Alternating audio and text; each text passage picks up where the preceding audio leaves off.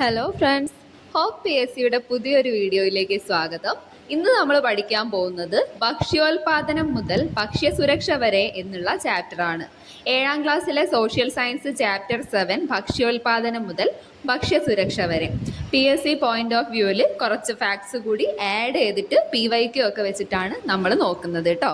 First തന്നെ മനുഷ്യൻ കൃഷി ചെയ്യാൻ ആരംഭിച്ച ഏകദേശ കാലഘട്ടം എന്ന് പറയുന്നത് BCE 7000 ആണ്. 7000-ലാണ് മനുഷ്യൻ കൃഷി ചെയ്യാൻ ആരംഭിച്ചത്. മെസപ്പൊട്ടാമിയ, തുർക്കി, ഈജിപ്ത്, പടിഞ്ഞാറൻ ഏഷ്യ, യൂറോപ്പ് എന്നീ സ്ഥലങ്ങളിൽ വിവിധ കാലങ്ങളിലായിട്ട് മനുഷ്യൻ കൃഷി ചെയ്യാൻ ആരംഭിച്ചിട്ടുണ്ട്. BCE 3000-ലാണ് സിന്ധു നദീതട സംസ്കാരവുമായി ബന്ധപ്പെട്ട് ഇന്ത്യയിൽ കാർഷിക സംസ്കാരം വളർന്നു വന്നത്. സിന്ധു നദീതീരത്തെ ഇരട്ട നഗരങ്ങൾ അറിയപ്പെടുന്നത് മോഹൻജൊദാരോ, ഹാരപ്പ എന്നിവയാണ്. ഇതുവരെ പഠിച്ചതിൽ ഏറ്റവും ഇമ്പോർട്ടൻ്റ് ഫാക്റ്റാണ്, ഓർത്ത് വെച്ചേക്കുക. സിന്ധു നദീതീരത്തെ ഇരട്ട നഗരങ്ങൾ എന്നറിയപ്പെടുന്നത്. ഇതേ രീതിക്ക് തന്നെ PSC ചോദിക്കാൻ ചാൻസ് ഉണ്ട്. മോഹൻജൊദാരോ, ഹാരപ്പ. സിന്ധു നദീതീരത്തെ ഇരട്ട നഗരങ്ങൾ ഏതൊക്കെയാ? മോഹൻജൊദാരോ, ഹാരപ്പ. മോഹൻജൊദാരോയിലും ഹാരപ്പയിലും കൃഷി ചെയ്തിരുന്നത് ഗോതമ്പ്, ബാർലി തുടങ്ങിയവയായിരുന്നു. വിവിധ കൃഷിരീതികളെ ആശ്രയിക്കുന്ന ഘടകങ്ങൾ അല്ലെങ്കിൽ കൃഷിക്ക് അനുകൂലമായ ഭൂമിശാസ്ത്ര ഘടകങ്ങൾ ഏതൊക്കെയാണെന്ന് നോക്കുകയാണെങ്കിൽ, ഒന്ന് ഭൂഘടന, പിന്നെ ജലലഭ്യത. ഭൂമിൻ്റെ ഘടനയും ജലത്തിൻ്റെ ലഭ്യതയും ഒക്കെ കൃഷിക്ക് അനുകൂലമായിട്ടുള്ള സാഹചര്യങ്ങൾ നിശ്ചയിക്കുന്നവയാണ്. പിന്നെ മണ്ണിൻ്റെ ഫലഭൂയിഷ്ഠത, പിന്നെ ലഭ്യമായ സാങ്കേതിക വിദ്യകൾ, പിന്നെ കൃഷിഭൂമിയുടെ വിസ്തൃതി, കാലാവസ്ഥ, ജലസാന്ദ്രത, ഇതെല്ലാം കൃഷിക്ക് അനുകൂലമായ ഭൂമിശാസ്ത്ര ഘടകങ്ങളാണ്. ഓക്കെ, ഇനി നമുക്ക് വിവിധ കൃഷി രീതികളെ ഒന്ന് നോക്കാം. പ്രാകൃത ഉപജീവന കൃഷി, തീവ്ര ഉപജീവന കൃഷി, സമ്മിശ്ര കൃഷി, വിസ്തൃത വാണിജ്യധാന്യ കൃഷി, ക്ഷീരകൃഷി, തോട്ടവിള കൃഷി, പുഷ്പകൃഷി തുടങ്ങിയവ എല്ലാം വിവിധ തരം കൃഷി രീതികളാണ്. അതിൽ 1 by 1 ആയിട്ട് നോക്കുകയാണെങ്കിൽ, ഫസ്റ്റ് ഉപജീവന കൃഷി എന്താണെന്ന് നോക്കാം. സബ്സിസ്റ്റൻറ്റ് ഫാമിംഗ് അല്ലെങ്കിൽ ഉപജീവന കൃഷി. സബ്സിസ്റ്റൻസ് ഫാമിംഗ് അല്ലെങ്കിൽ ഉപജീവന കൃഷി. അങ്ങനെ വെച്ചാൽ കർഷകർ തങ്ങളുടെ കുടുംബത്തിൻ്റെ ഉപജീവനത്തിനാവശ്യമായ ഉൽപ്പന്നങ്ങൾ മാത്രം ഉൽപ്പാദിപ്പിച്ച് ഉപയോഗിക്കുന്ന രീതിയാണ്. വിൽക്കാനോ ലാഭത്തിനോ അങ്ങനെയൊന്നും വേണ്ടിയല്ലാതെ ഉപയോഗത്തിന് വേണ്ടിയിട്ട് കൃഷി ചെയ്യുന്നതാണ് ഉപജീവന കൃഷി. ഓക്കെ, ചെറിയ കൃഷിഭൂമിയും പാരമ്പര്യ കൃഷി ഉപകരണങ്ങളുടെ ഉപയോഗവുമാണ് ഈ കൃഷിരീതിയുടെ പ്രത്യേകത. ലാഭം നേടുക എന്നത് ഈ കൃഷിരീതിയുടെ പ്രാഥമിക ലക്ഷ്യമല്ല. മനസ്സിലായില്ലേ? ലാഭം നേടാൻ വേണ്ടിയിട്ടല്ല, ഉപയോഗത്തിന് വേണ്ടിയിട്ടാണ് ഉപജീവന കൃഷി. ഓക്കെ, കാർഷിക ഉൽപ്പന്നങ്ങൾ മിച്ചം വന്നാൽ അവ വിൽക്കുകയും ചെയ്യുന്നു. രാസവളങ്ങളും അത്യുൽപാദന ശേഷിയുള്ള വിത്തുകളും ഉപയോഗിക്കാറില്ല. ഓക്കെ, രാസവളങ്ങളും അത്യുൽപാദന ശേഷിയുള്ള വിത്തുകളും ഒന്നും ഉപയോഗിക്കാതെ സാധാരണ വളങ്ങളും സാധാരണ വിത്തുകളും ഒക്കെ ഉപയോഗിച്ചിട്ട് അവനവൻ്റെ ആവശ്യത്തിന് വേണ്ടി, ഉപയോഗത്തിന് വേണ്ടി ഉള്ളതാണ് ഉപജീവന കൃഷി. സെറ്റാണല്ലോ. അടുത്തത് നോക്കാം, സമ്മിശ്ര കൃഷി അല്ലെങ്കിൽ മിക്സഡ് ഫാമിംഗ്. ഒരു നിശ്ചിത കൃഷിയിടത്തിൽ ഒരേ സമയം ഒന്നിലധികം വിളകൾ കൃഷി ചെയ്യുന്നതോടൊപ്പം കന്നുകാലി വളർത്തൽ, കോഴി വളർത്തൽ, മീൻ വളർത്തൽ തുടങ്ങിയവയും സംയോജിപ്പിച്ചുകൊണ്ടുള്ള കൃഷിരീതിയാണ് സമ്മിശ്ര കൃഷി. സമ്മിശ്ര കൃഷിയുടെ ഗുണങ്ങൾ എന്തൊക്കെയാണെന്ന് വെച്ചാൽ, ഒന്നാമത് ഈ കന്നുകാലികൾക്കൊക്കെ ഉള്ള തീറ്റ കൃഷിയിൽ നിന്ന് തന്നെ ലഭിക്കും. പിന്നെ കൃഷിക്ക് ആവശ്യമായ വളം കന്നുകാലികളിൽ നിന്നും ലഭിക്കും. പിന്നെ ഉൽപാദന ചെലവ് താരതമ്യേന കുറവായിരിക്കും. ഓക്കെ, ഒരേ വളം തന്നെ ഒന്നിലധികം കൃഷികൾക്ക് പ്രയോജനപ്പെടുത്തും. നമ്മൾ ചാണകമൊക്കെ എല്ലാ ചെടികൾക്കും വളമായിട്ട് യൂസ് ചെയ്യുന്നില്ലേ? അതൊക്കെ ഓർത്താൽ മതി. അപ്പോൾ സമ്മിശ്ര കൃഷി എന്ന് പറയുമ്പോൾ കൃഷി മാത്രമല്ല, അതിൻ്റെ കൂടെ കന്നുകാലികളെ, കോഴീനെ, മീനിനെ ഒക്കെ വളർത്തുന്നതാണ് സമ്മിശ്ര കൃഷി അല്ലെങ്കിൽ മിക്സഡ് ഫാമിംഗ് എന്ന് പറയുന്നത്. ഓക്കെ, നെക്സ്റ്റ് വണ്ണാണ് തോട്ടവിള കൃഷി. തോട്ടവിള കൃഷി എന്ന് പറയുമ്പോഴത്തേക്കും അതൊരു ബിസിനസ് മൈൻഡിലാണ് അല്ലേ കാണേണ്ടത്. അതായത് പ്ലാന്റേഷൻ ക്രോപ്പ് കൾട്ടിവേഷൻ, ഒരുപാട് ഉൽപ്പാദിപ്പിച്ച് വിൽക്കാനും കൂടി കണക്കാക്കിയിട്ട് ഉപയോഗിക്കുന്നതാണ് ഇത്. അതായത് തോട്ടവിള കൃഷി എന്ന് പറയുമ്പം തേയില, കാപ്പി, ഏലം, ഗ്രാമ്പു തുടങ്ങിയവയാണ് തോട്ടവിളകൾ. വ്യാവസായിക വിപ്ലവത്തിൻ്റെ ഈറ്റില്ലം എന്നറിയപ്പെടുന്ന സ്ഥലം ബ്രിട്ടൻ ആണെന്ന് ഓർക്കുക കേട്ടോ. വ്യാവസായിക വിപ്ലവത്തിൻ്റെ ഈറ്റില്ലം ബ്രിട്ടൻ ആണ്. പിന്നെ 19ാം നൂറ്റാണ്ടിൽ കോളനി രാജ്യങ്ങളിൽ തോട്ടവിള കൃഷി പ്രോത്സാഹിപ്പിച്ച വിദേശികളാണ് ബ്രിട്ടീഷുകാർ. അപ്പോൾ ബ്രിട്ടീഷുകാരാണ് കേരളത്തിൽ തോട്ടവിളകൾ കൃഷി ചെയ്യാൻ സ്റ്റാർട്ട് ചെയ്തതെന്നുള്ളത് ഓർത്ത് വെച്ചേക്കാം. തോട്ടം കൃഷി ഒരു കയറ്റുമതി അധിഷ്ഠിത കൃഷിയാണ്. അത് ഉൽപ്പാദിപ്പിച്ചിട്ട് ഇവിടെ യൂസ് ചെയ്യാനാണോ ഫുള്ള്? അല്ല, കയറ്റുമതി ചെയ്യാനും കൂടി വേണ്ടിയിട്ടാണ് അല്ലേ. താരതമ്യേന ഉൽപാദന ചെലവ് കുറവും ഉൽപാദനം കൂടുതലുമുള്ള കൃഷിരീതിയാണ് ഇത്. തോട്ടം കൃഷി പ്രധാനമായും കൃഷി ചെയ്യുന്ന സംസ്ഥാനങ്ങൾ കേരളം, കർണാടക, ആസാം, മഹാരാഷ്ട്ര എന്നിവയാണ്. കേരളത്തിൽ നമുക്കറിയാം അല്ലേ, തേയില, കാപ്പിയൊക്കെ കൃഷി ചെയ്യുന്നുണ്ട്. അപ്പം തോട്ടം കൃഷി പ്രധാനമായും ചെയ്യുന്ന സംസ്ഥാനങ്ങൾ ഏതൊക്കെയാ? കേരളം, കർണാടക, ആസാം, മഹാരാഷ്ട്ര. ഓക്കെ. തോട്ടം കൃഷിക്ക് ഉയർന്ന താപനിലയും ഉയർന്ന മഴയും ആവശ്യമാണ്. ദീർഘകാല വരുമാനം ഈ കൃഷിരീതിയുടെ സവിശേഷതയാണ്. ഓക്കെ, ഒരു വട്ടം ഈ തേയിലേൻ്റെ ചെടിയെല്ലാം നട്ടുണ്ടെങ്കിൽ ഒരുപാട് കാലത്തേക്ക് അത് തന്നെ നമുക്ക് യൂസ് ചെയ്യാം അല്ലേ, പരിപാലിച്ച് കൊണ്ട് നടന്നാൽ മതി. അപ്പം ദീർഘകാല വരുമാനം ഈ കൃഷിയുടെ സവിശേഷതയാണ്. സെറ്റാണല്ലോ. അപ്പം തോട്ടവിള കൃഷി, തേയില, കാപ്പി, ഏലം തുടങ്ങിയവ കൃഷി ചെയ്യുന്നതാണ്. ഓക്കെ. അടുത്തത് വാണിജ്യ വിള കൃഷി, കൊമേഴ്ഷ്യൽ ക്രോപ്പ് കൾട്ടിവേഷൻ. കാർഷിക ഉൽപ്പന്നങ്ങൾ വാണിജ്യാടിസ്ഥാനത്തിൽ വൻതോതിൽ ഉൽപ്പാദിപ്പിക്കുന്ന കൃഷിരീതിയാണ് വാണിജ്യവിള കൃഷി. ഉയർന്ന മൂലധന നിക്ഷേപവും ആധുനിക സാങ്കേതിക വിദ്യയുടെ ഉപയോഗവും ആവശ്യമായ കൃഷിരീതിയാണ് വാണിജ്യവിള കൃഷി. അപ്പോൾ കൊമേഴ്ഷ്യൽ ആയിട്ടാണ്, അതായത് ഒരുപാട് ഇമ്പോർട്ടൻ്റ് ആയിട്ട് നോക്കുകയാണെങ്കിൽ അത് ഏതൊക്കെയാണെന്ന് പറഞ്ഞാൽ റബ്ബർ, കരിമ്പ്, പരുത്തി, ചണം തുടങ്ങിയവയാണ്. Commercial crop cultivation example rubber, കരിമ്പ്, പരുത്തി, ചണം തുടങ്ങിയവയാണ്. ഓക്കെ. ജനവാസം കുറഞ്ഞ പ്രദേശങ്ങളിലാണ് ഇത്തരത്തിലുള്ള കൃഷി കൂടുതലായും ചെയ്യുന്നത്. വ്യവസായശാലകൾക്ക് ആവശ്യമായ അസംസ്കൃത വസ്തുക്കൾ പ്രദാനം ചെയ്യുന്നത് വാണിജ്യ വിളകളാണ്. വിദേശ രാജ്യങ്ങളിൽ വാണിജ്യാടിസ്ഥാനത്തിലുള്ള പച്ചക്കറി കൃഷിയെയാണ് ട്രക്ക് ഫാമിംഗ് എന്ന് പറയുന്നത്. ഇത് വെരി ഇമ്പോർട്ടൻ്റ് ആയിട്ട് നേരത്തെ നമ്മൾ മോഹൻജദാരോ, ഹാരപ്പ ഒക്കെ നോക്കി വെച്ച പോലെ വൺ വേർഡ് ആയിട്ട് PSCക്ക് ചോദിക്കാവുന്ന ഒരു ക്വസ്റ്റ്യൻ ആണ്. What is truck farming? എന്താ? വിദേശ രാജ്യങ്ങളിൽ വാണിജ്യാടിസ്ഥാനത്തിലുള്ള പച്ചക്കറി കൃഷി. ഓക്കെ ആണല്ലോ. വിദേശ രാജ്യങ്ങളിൽ വാണിജ്യാടിസ്ഥാനത്തിൽ പച്ചക്കറി കൃഷി ചെയ്യുന്നതിനെയാണ് ട്രക്ക് ഫാമിംഗ് എന്ന് പറയുന്നത്. ട്രക്ക് ഫാമിംഗ് ഓർത്ത് വെച്ചേക്കുക കേട്ടോ, ഇമ്പോർട്ടൻ്റ് ആണ്. അടുത്തതായി കടും കൃഷി അല്ലെങ്കിൽ തീവ്ര കൃഷി എന്താണെന്ന് നോക്കാം. കൂടുതൽ മുതൽ മുടക്കി കുറച്ച് സ്ഥലത്ത് പരമാവധി ഉൽപാദനം നടത്തുന്ന കൃഷിയാണ് കടും കൃഷി അല്ലെങ്കിൽ തീവ്ര കൃഷി എന്ന് പറയുന്നത്. Intensive farming. ഒരുപാട് മുതൽ മുടക്കും, അതായത് പൈസ കൂടുതൽ ചെലവഴിച്ച് കുറച്ച് സ്ഥലത്ത് മാക്സിമം ഉൽപാദനം നടത്തുക. ഓക്കെ ആണല്ലോ. അടുത്തത് വിശാല കൃഷി അഥവാ വിപുല കൃഷി അല്ലെങ്കിൽ എക്സ്റ്റെൻസീവ് ഫാമിംഗ്. അങ്ങനെ വെച്ചാൽ അതിൽ വേർഡ് തന്നെ ഉണ്ട്, കൂടുതൽ സ്ഥലത്ത് കുറഞ്ഞ മുതൽ മുടക്കിൽ കൃഷി ചെയ്യുന്ന രീതിയാണ് വിശാല കൃഷി. വിശാലമായ പ്രദേശം നമ്മുടെ അടുത്ത് ഉണ്ടാവണം, എന്നാലേ അവിടെ ഈ വിശാല കൃഷി ചെയ്യാൻ പറ്റുള്ളൂ അല്ലേ.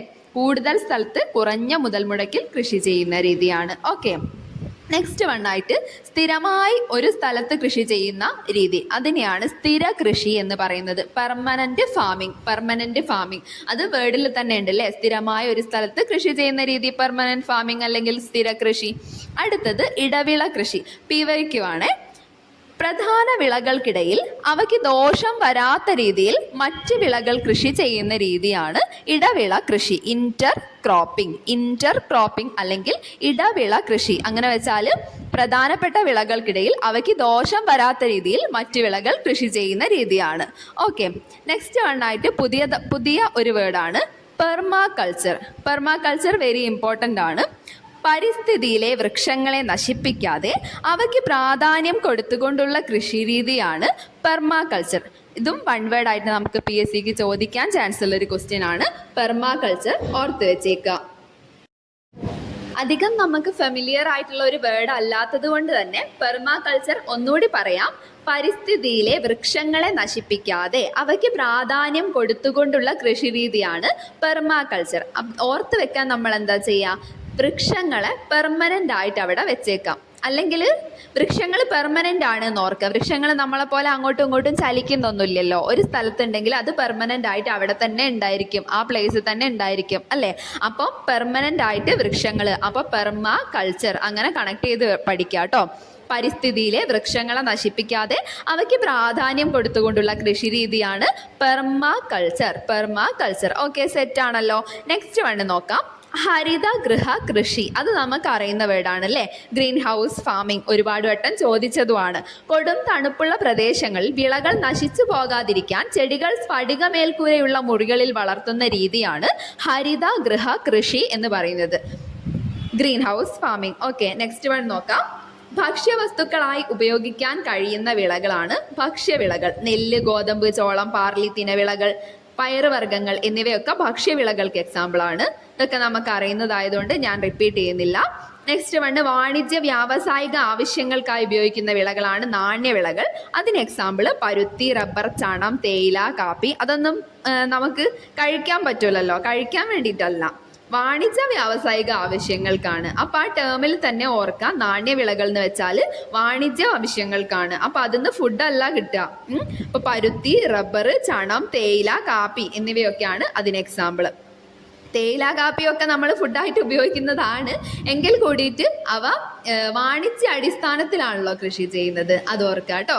നെക്സ്റ്റ് വണ് ഗോതമ്പ് ഉൽപാദനത്തിൽ മുന്നിൽ നിൽക്കുന്ന ഇന്ത്യൻ സംസ്ഥാനങ്ങൾ. അത് ഉത്തർപ്രദേശ്, പഞ്ചാബ്, മധ്യപ്രദേശ്, ഹരിയാന എന്നിവയാണ്. ഏതൊക്കെയാ? ഉത്തർപ്രദേശ്, പഞ്ചാബ്, മധ്യപ്രദേശ്, ഹരിയാന. ഓക്കെ. പരുത്തി ഉൽപാദനത്തിൽ മുന്നിൽ നിൽക്കുന്ന ഇന്ത്യൻ സംസ്ഥാനമാണ് മഹാരാഷ്ട്ര, ഗുജറാത്ത്, തെലങ്കാന, രാജസ്ഥാൻ. മഹാരാഷ്ട്രയാണ് ഫസ്റ്റ്. അപ്പൊ ഗോതമ്പ് ഉൽപാദനത്തിൽ ഉത്തർപ്രദേശ് ആണ് ഫസ്റ്റ്, പരുത്തി ഉൽപാദനത്തിൽ മഹാരാഷ്ട്രയാണ് ഫസ്റ്റ്. സെറ്റ് ആണല്ലോ. നെക്സ്റ്റ് വണ് കേരളത്തിൽ പരുത്തി കൃഷി ചെയ്യുന്ന ജില്ല. അതെവിടെയാ? പാലക്കാട്, ചിറ്റൂർ. എവിടെയാണ്? പാലക്കാട്, ചിറ്റൂർ. അവിടെയാണല്ലോ കറുത്ത മണ്ണുള്ളത്. അപ്പൊ കറുത്ത മണ്ണിലാണ് പരുത്തി കൃഷി ഏറ്റവും അനുയോജ്യം. അപ്പൊ കേരളത്തിൽ പരുത്തി കൃഷി ചെയ്യുന്ന ജില്ല പാലക്കാടാണ്. ചിറ്റൂർ, പാലക്കാട്, ചിറ്റൂരാണ്. ഓക്കെ. നെൽകൃഷിയിൽ മുന്നിൽ നിൽക്കുന്ന ഇന്ത്യൻ സംസ്ഥാനങ്ങൾ പറയുകയാണെങ്കിൽ വെസ്റ്റ് ബംഗാൾ, തമിഴ്നാട്, ആന്ധ്രാപ്രദേശ്, ബീഹാർ. അതിൽ കേരളം ഇല്ല കേട്ടോ. പശ്ചിമ ബംഗാൾ, തമിഴ്നാട്, ആന്ധ്രാപ്രദേശ്, ബീഹാർ. ഫസ്റ്റ് 4 പൊസിഷൻസ് ഇവരാണ്. പശ്ചിമ ബംഗാൾ ആണ് ഫസ്റ്റ് എന്നുള്ളത് ഓർത്തേക്കുക കേട്ടോ. അപ്പൊ അടുത്തത് ഏറ്റവും കൂടുതൽ നെല്ല് ഉൽപ്പാദിപ്പിക്കുന്ന ഇന്ത്യൻ സംസ്ഥാനം വെസ്റ്റ് ബംഗാൾ. ഇന്ത്യയിൽ റബ്ബർ കൂടുതൽ ഉൽപ്പാദിപ്പിക്കുന്നത് കേരളം, തമിഴ്നാട്, കർണാടക, ആൻഡമാൻ നിക്കോബാർ ദ്വീപുകൾ. എവിടേക്കാ? കേരളം, തമിഴ്നാട്, കർണാടക, ആൻഡമാൻ നിക്കോബാർ ദ്വീപുകൾ. ഇവിടെ നോട്ട് ചെയ്ത് വെക്കേണ്ട ഒരു കാര്യമാണ്, ഇന്ത്യയിൽ ഏറ്റവും കൂടുതൽ റബ്ബർ ഉൽപ്പാദിപ്പിക്കുന്ന സംസ്ഥാനമാണ് കേരളം. ഇന്ത്യയിൽ ഏറ്റവും കൂടുതൽ റബ്ബർ ഉൽപ്പാദിപ്പിക്കുന്നത് കേരളം. പ്രധാനപ്പെട്ട കരിമ്പ് ഉൽപ്പാദക സംസ്ഥാനങ്ങൾ നോക്കാം. ഫസ്റ്റ് ഉത്തർപ്രദേശ്, പിന്നെ മഹാരാഷ്ട്ര, കർണാടക, തമിഴ്നാട്, ആന്ധ്രാപ്രദേശ്, ഗുജറാത്ത്, പഞ്ചാബ്, ഹരിയാന, ഉത്തരാഖണ്ഡ്, ബീഹാർ. അതിൽ ഫസ്റ്റ് 3 ഓർത്ത് വെച്ചേക്കുക. ഉത്തർപ്രദേശ്, മഹാരാഷ്ട്ര, കർണാടക. ഉത്തർപ്രദേശ് ആണ് ഏറ്റവും ഫസ്റ്റ്. അപ്പം പ്രധാനപ്പെട്ട കരിമ്പ് ഉൽപ്പാദക സംസ്ഥാനമാണ് ഉത്തർപ്രദേശ്. നെക്സ്റ്റ് ചണം കൃഷി ചെയ്യുന്ന ഇന്ത്യൻ സംസ്ഥാനങ്ങൾ. പശ്ചിമ ബംഗാൾ, ആസാം, ഒഡീഷ. ചണം ഏറ്റവും കൂടുതൽ നമുക്കറിയാം ആ ഡെൽറ്റ പ്രദേശത്താണ് അല്ലേ, വെസ്റ്റ് ബംഗാളിലുള്ള ആ ഒരു ഡെൽറ്റ പ്രദേശത്ത് അവിടെയൊക്കെ ആയിട്ടാണ് കൂടുതലായിട്ടും ചണം കൃഷി ചെയ്യുന്നത്. അപ്പോൾ ചണം കൃഷി ചെയ്യുന്ന ഇന്ത്യൻ സംസ്ഥാനങ്ങളാണ് വെസ്റ്റ് ബംഗാൾ, ആസാം, ഒഡീഷ. സെറ്റ് അല്ലേ? നെക്സ്റ്റ് തേയില ഉൽപാദനത്തിൽ മുന്നിൽ നിൽക്കുന്ന ഇന്ത്യൻ സംസ്ഥാനം ആസാം ആണ് കേട്ടോ ഫസ്റ്റ്. 2ാം സ്ഥാനം വെസ്റ്റ് ബംഗാൾ. അത് മാറിയതാണ്, അതുകൊണ്ട് തന്നെ സ്പെഷ്യലായിട്ട് നോട്ട് ചെയ്ത് വെക്കുക. കേരളമല്ല, വെസ്റ്റ് ബംഗാളാണ്. അതായത് ആസാം കഴിഞ്ഞിട്ട് 2ാം സ്ഥാനത്ത് കേരളമായിരുന്നു ഉണ്ടായിരുന്നത് മുന്നേ ഒക്കെ. അപ്പം അത് മാറിയിട്ട് വെസ്റ്റ് ബംഗാൾ ആയിട്ടുണ്ട്. അപ്പൊ തേയില ഉൽപാദനത്തിൽ മുന്നിൽ നിൽക്കുന്ന ഇന്ത്യൻ സംസ്ഥാനം ആസാമാണ്. സെക്കൻഡ് പൊസിഷൻ പശ്ചിമ ബംഗാളാണ്, കേരളം അല്ല. ഓക്കെ ആണല്ലോ. അടുത്തത് ഇന്ത്യയിൽ പുകയില ഉൽപാദനത്തിൽ 1ാം സ്ഥാനത്ത് നിൽക്കുന്ന സംസ്ഥാനം എവിടെയാ? ആന്ധ്രാപ്രദേശ് ആണ് കേട്ടോ. ഇന്ത്യയിൽ പുകയില ഉൽപാദനത്തിൽ 1ാം സ്ഥാനത്ത് നിൽക്കുന്ന സംസ്ഥാനമാണ് ആന്ധ്രാപ്രദേശ്. അപ്പൊ പുകയില ആന്ധ്രാപ്രദേശ് ആണ്. ഒന്ന് റിവൈസ് ചെയ്യുക, ജസ്റ്റ് ഫസ്റ്റ് തുടങ്ങി നോക്കാം. ഗോതമ്പ് ഉൽപാദനത്തിൽ മുന്നിൽ ഉത്തർപ്രദേശ് ആണ്. പരുത്തി മഹാരാഷ്ട്ര. കേരളത്തിൽ പരുത്തി കൃഷി ചെയ്യുന്ന ജില്ല പാലക്കാട്. നെൽകൃഷിയിൽ മുന്നിൽ നിൽക്കുന്ന ഇന്ത്യൻ സംസ്ഥാനം പശ്ചിമ ബംഗാൾ. റബ്ബർ ഏറ്റവും കൂടുതൽ എവിടെയാ? അത് കേരളം. പിന്നെ പ്രധാനപ്പെട്ട കരിമ്പ് ഉൽപാദക സംസ്ഥാനങ്ങളിൽ ഏറ്റവും ഫസ്റ്റ് നിൽക്കുന്നത് ആരാ? ഉത്തർപ്രദേശ്. പിന്നെ ചണം ആണെങ്കിൽ പശ്ചിമ ബംഗാളാണ്. തേയില ആണെങ്കിൽ ആസാം. പുകയില ആണെങ്കിൽ ആന്ധ്രാപ്രദേശ്. ഇത്രയും കാര്യങ്ങൾ സെറ്റാണെന്ന് വിചാരിക്കുന്നു കേട്ടോ. അടുത്തതിലേക്ക് കടക്കാം. കൃഷി അധിഷ്ഠിത വ്യവസായങ്ങൾ. എന്തൊക്കെയാ കൃഷി അധിഷ്ഠിത വ്യവസായങ്ങൾ എന്ന് വെച്ചാൽ കാർഷിക ഉൽപ്പന്നങ്ങളെ ആശ്രയിച്ച് പ്രവർത്തിക്കുന്ന വ്യവസായങ്ങളാണ് കൃഷി അധിഷ്ഠിത വ്യവസായങ്ങൾ. തുണി വ്യവസായം, പഞ്ചസാര വ്യവസായം, ചണം വ്യവസായം, പട്ടുനൂൽ വ്യവസായം തുടങ്ങിയവ കൃഷി അധിഷ്ഠിത വ്യവസായങ്ങളാണ്. തുണി വ്യവസായത്തിനെ കുറിച്ച് ഡീറ്റെയിൽ ആയിട്ട് നോക്കുകയാണെങ്കിൽ ഇന്ത്യയിൽ ഏറ്റവും വലിയ കാർഷിക വ്യവസായമാണ് പരുത്തി തുണി വ്യവസായം. ഇന്ത്യയിൽ ഏറ്റവും പഴയതും ഇത് തന്നെയാണ്. അപ്പം ഇന്ത്യയിൽ ഏറ്റവും വലിയ കാർഷിക വ്യവസായവും ഇന്ത്യയിലെ ഏറ്റവും പഴയ വ്യവസായവും പരുത്തിത്തുണി വ്യവസായമാണ്. സെറ്റാണല്ലോ. തുണി വ്യവസായത്തിന്റെ അസംസ്കൃത വസ്തുവാണ് പരുത്തി എന്ന് പറയുന്നത്. പരുത്തി എന്നാണല്ലോ തുണി ഉൽപ്പാദിപ്പിക്കുന്നത്. ഓക്കെ, പരുത്തിയുടെ ജന്മദേശം ഇന്ത്യയാണ്. ലോക പരുത്തി ദിനം ഒക്ടോബർ 7 അപ്പൊ പരുത്തിയുടെ ജന്മദേശം എവിടെയാണ്? ഇന്ത്യയാണ്. ലോക പരുത്തി ദിനം എന്നാണ് ഒക്ടോബർ 7. ഇപ്പം ഈയിടെയായിട്ട് ഒരുപാട് ദിനങ്ങൾ നമുക്കിങ്ങനെ അവിടുന്ന് ഇവിടുന്ന് ഒക്കെ എടുത്ത് ചോദിക്കുന്നുണ്ട്. അപ്പം അതൊക്കെ എവിടുന്നാ വരുന്നതെന്ന് നമ്മളിങ്ങനെ ഓർക്കുമല്ലോ. അത് അധികവും വരുന്നത് ഈ SCERT ടെക്സ്റ്റ് ബുക്കിൽ നിന്നാണ്. അപ്പം നോട്ട് ചെയ്ത് വെച്ചേക്കേണ്ട ഒരു ഡേറ്റ് ആണ് ഇത്. ഒക്ടോബർ 7 എന്ന് പറയുന്നത് ലോക പരുത്തി ദിനാണ്. എന്നാണ് പരുത്തി ദിനം? ലോക പരുത്തി ദിനം ഒക്ടോബർ 7. ഓക്കെ ആണല്ലോ. അടുത്തത് പഞ്ചസാര വ്യവസായം. ഇന്ത്യയിലെ കാർഷിക അധിഷ്ഠിത വ്യവസായങ്ങളിൽ 2ാം സ്ഥാനമാണ് പഞ്ചസാരയ്ക്കുള്ളത്. ഓക്കെ, കാർഷിക അധിഷ്ഠിത വ്യവസായങ്ങളിൽ അന്നപ്പം ഏറ്റവും ഫസ്റ്റ് ഏതാണ്? പരുത്തിത്തുണി വ്യവസായമാണ്. പിന്നെയാണ് പഞ്ചസാര വ്യവസായമാണ്. ഓക്കെ, പഞ്ചസാര വ്യവസായത്തിന്റെ അസംസ്കൃത വസ്തു എന്ന് പറയുന്നത് കരിമ്പാണ്. ഇന്ത്യയിലെ ആദ്യ പഞ്ചസാര വ്യവസായശാല ബേട്ടിയ, ബീഹാർ. ഇതൊരു പുതിയ ഫാക്റ്റ് ആണ്. SCERT ഉള്ളതാണ്. PSC അടുത്ത ഈ എക്സാംസിനൊക്കെ ചോദിക്കാൻ ഒരു ചാൻസ് കാണുന്നതാണ്. അപ്പം ഇന്ത്യയിലെ ആദ്യത്തെ പഞ്ചസാര വ്യവസായശാലയാണ് ബേട്ടിയ, ബീഹാർ. ഓക്കെ, നെക്സ്റ്റ് വണ് ഏറ്റവും കൂടുതൽ കരിമ്പ് അല്ലെങ്കിൽ പഞ്ചസാര എന്നിവ ഉൽപ്പാദിപ്പിക്കുന്ന സംസ്ഥാനമാണ് ഉത്തർപ്രദേശ്. 2ാം സ്ഥാനം മഹാരാഷ്ട്ര. അപ്പൊ ഏറ്റവും കൂടുതൽ കരിമ്പ് ഉൽപ്പാദിപ്പിക്കുന്നത് ഉത്തർപ്രദേശാണ്. 2ാം സ്ഥാനം മഹാരാഷ്ട്രയ്ക്കാണ്. ഇന്ത്യയുടെ പഞ്ചസാര കിണ്ണം എന്നറിയപ്പെടുന്ന സംസ്ഥാനമാണ് ഉത്തർപ്രദേശ്. കാരണം അവിടെയാണ് ഏറ്റവും കൂടുതൽ പഞ്ചസാര ഉൽപ്പാദിപ്പിക്കുന്നത്. ഓക്കെ, ഇനി കാർഷികോൽപ്പന്നങ്ങളും വ്യവസായങ്ങളും നോക്കാം. പരുത്തി തുണി വ്യവസായവുമായിട്ട് ബന്ധപ്പെട്ടിരിക്കുന്നു. കരിമ്പ് പഞ്ചസാര വ്യവസായമായിട്ട്, ചണ വ്യവസായം, റബ്ബർ ആണെങ്കിലോ ടയർ വ്യവസായം. എന്താണ്? റബ്ബർ ടയർ വ്യവസായവുമായിട്ടാണ് ബന്ധപ്പെട്ടിരിക്കുന്നത്. പിന്നെ പട്ടുനൂൽ പുഴുവാണെങ്കിൽ പട്ടുനൂൽ വ്യവസായം. ഓക്കെ, ഇതിൽ ഡിഫറെൻ്റ് ആയിട്ട് വരുന്നത് 2 മാത്രമേ ഉള്ളൂ. ഒന്ന് കരിമ്പ് പഞ്ചസാര വ്യവസായം, റബ്ബർ ടയർ വ്യവസായം. ഓക്കെ,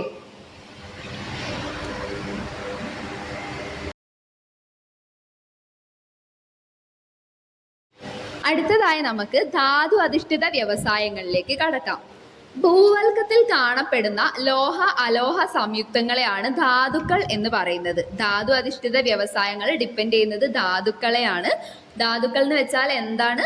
ഭൂവൽക്കത്തിൽ കാണപ്പെടുന്ന ലോഹ അലോഹ സംയുക്തങ്ങളാണ് ധാതുക്കൾ. ഓക്കെ, പ്രധാനപ്പെട്ട ലോഹ ധാതുക്കളാണ് hematite, magnetite, bauxite, calamine, cinnabar. ഏതൊക്കെയാണ്? ഹേമറ്റൈറ്റ്, മാഗ്നറ്റൈറ്റ്, പിന്നെ ബോക്സൈറ്റ് അലൂമിനിയത്തിന്റെ, പിന്നെ കലാമിൻ, പിന്നെ സിന്നബാർ. ഇതൊക്കെ പ്രധാനപ്പെട്ട ലോഹ ധാതുക്കളാണ്. ഓക്കെ, പ്രധാനപ്പെട്ട അലോഹ ധാതുക്കൾ നോക്കുകയാണെങ്കിൽ ഒന്ന് മൈക്ക, പിന്നെ വജ്രം, പിന്നെ സിലിക്ക തുടങ്ങിയവ.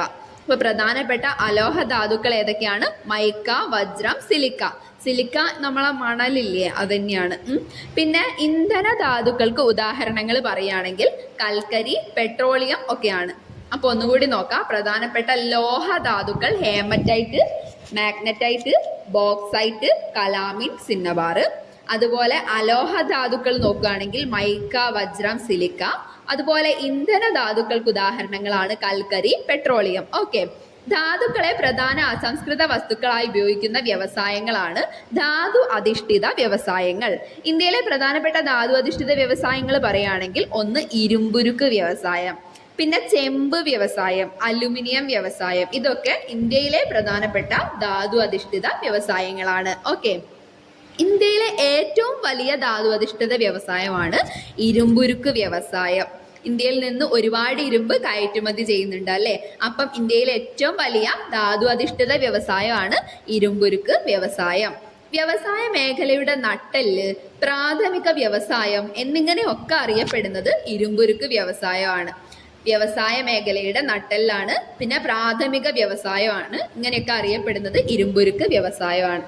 നെക്സ്റ്റ് വണ് ലോഹത്തെ വേർതിരിച്ചെടുക്കാൻ ഉപയോഗിക്കുന്ന ധാതു അറിയപ്പെടുന്ന പേരാണ് അയിര്. എന്താണ്? ഓർ അല്ലെങ്കിൽ അയിര്. ലോഹത്തെ വേർതിരിക്കാൻ ഉപയോഗിക്കുന്ന ധാതുവാണ് അയിര്.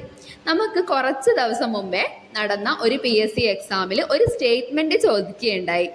എല്ലാ അയിരുകളും ധാതുക്കളാണ്. ശരിയാണോ തെറ്റാണോ ഫ്രണ്ട്സ്? ശരിയാണ്. എല്ലാ അയിരുകളും ധാതുക്കളാണ്. എന്നാൽ എല്ലാ ധാതുക്കളും അയിരുകളല്ല കേട്ടോ. അപ്പം അത് ഓർത്ത് വെച്ചേക്കുക. ഈ അടുത്ത് PSC ചോദിച്ച ക്വസ്റ്റ്യൻ ആണ്. അപ്പം ഇത് റിലേറ്റഡ് ഇനിയും ചോദിക്കാൻ ചാൻസ് ഉണ്ട്. അപ്പം ലോഹത്തെ വേർതിരിച്ചെടുക്കാൻ ഉപയോഗിക്കുന്ന ധാതുവാണ് അയിര്. ഏറ്റവും എളുപ്പ മാർഗത്തിലൂടെ ഈ അയിരിൽ നിന്ന് നമുക്ക് ലോഹത്തിനെ വേർതിരിച്ചെടുക്കാൻ വേണ്ടി പറ്റും. സെറ്റ് അല്ലേ? നെക്സ്റ്റ് വണ്, ഇരുമ്പുരുക്ക് വ്യവസായത്തിന് ആവശ്യമായ പ്രധാനപ്പെട്ട അസംസ്കൃത വസ്തുക്കൾ. ഒന്ന് ഇരുമ്പയിര് വേണം, പിന്നെ കൽക്കരി വേണം, മാംഗനീസ് വേണം. അത് ശ്രദ്ധിക്കുക, മാംഗനീസ് വേണം. പിന്നെ ചൂടാക്കാൻ വേണ്ടിയിട്ടൊക്കെ കത്തിക്കാൻ അന്ന് കൽക്കരി വേണം, എനർജിക്ക് വേണ്ടിയിട്ട് അല്ലേ. അപ്പം ഇരുമ്പയിര്, കൽക്കരി, മാംഗനീസ്. ഇനിയും വേണം ചുണ്ണാമ്പ് കല്ല്, ഡോളമൈറ്റ്. ഓക്കെ, അപ്പം 5 ഐറ്റംസ് ആണ് ഇരുമ്പുരുക്ക് വ്യവസായത്തിന് നമുക്ക് ആവശ്യമായിട്ടുള്ള അസംസ്കൃത വസ്തുക്കൾ.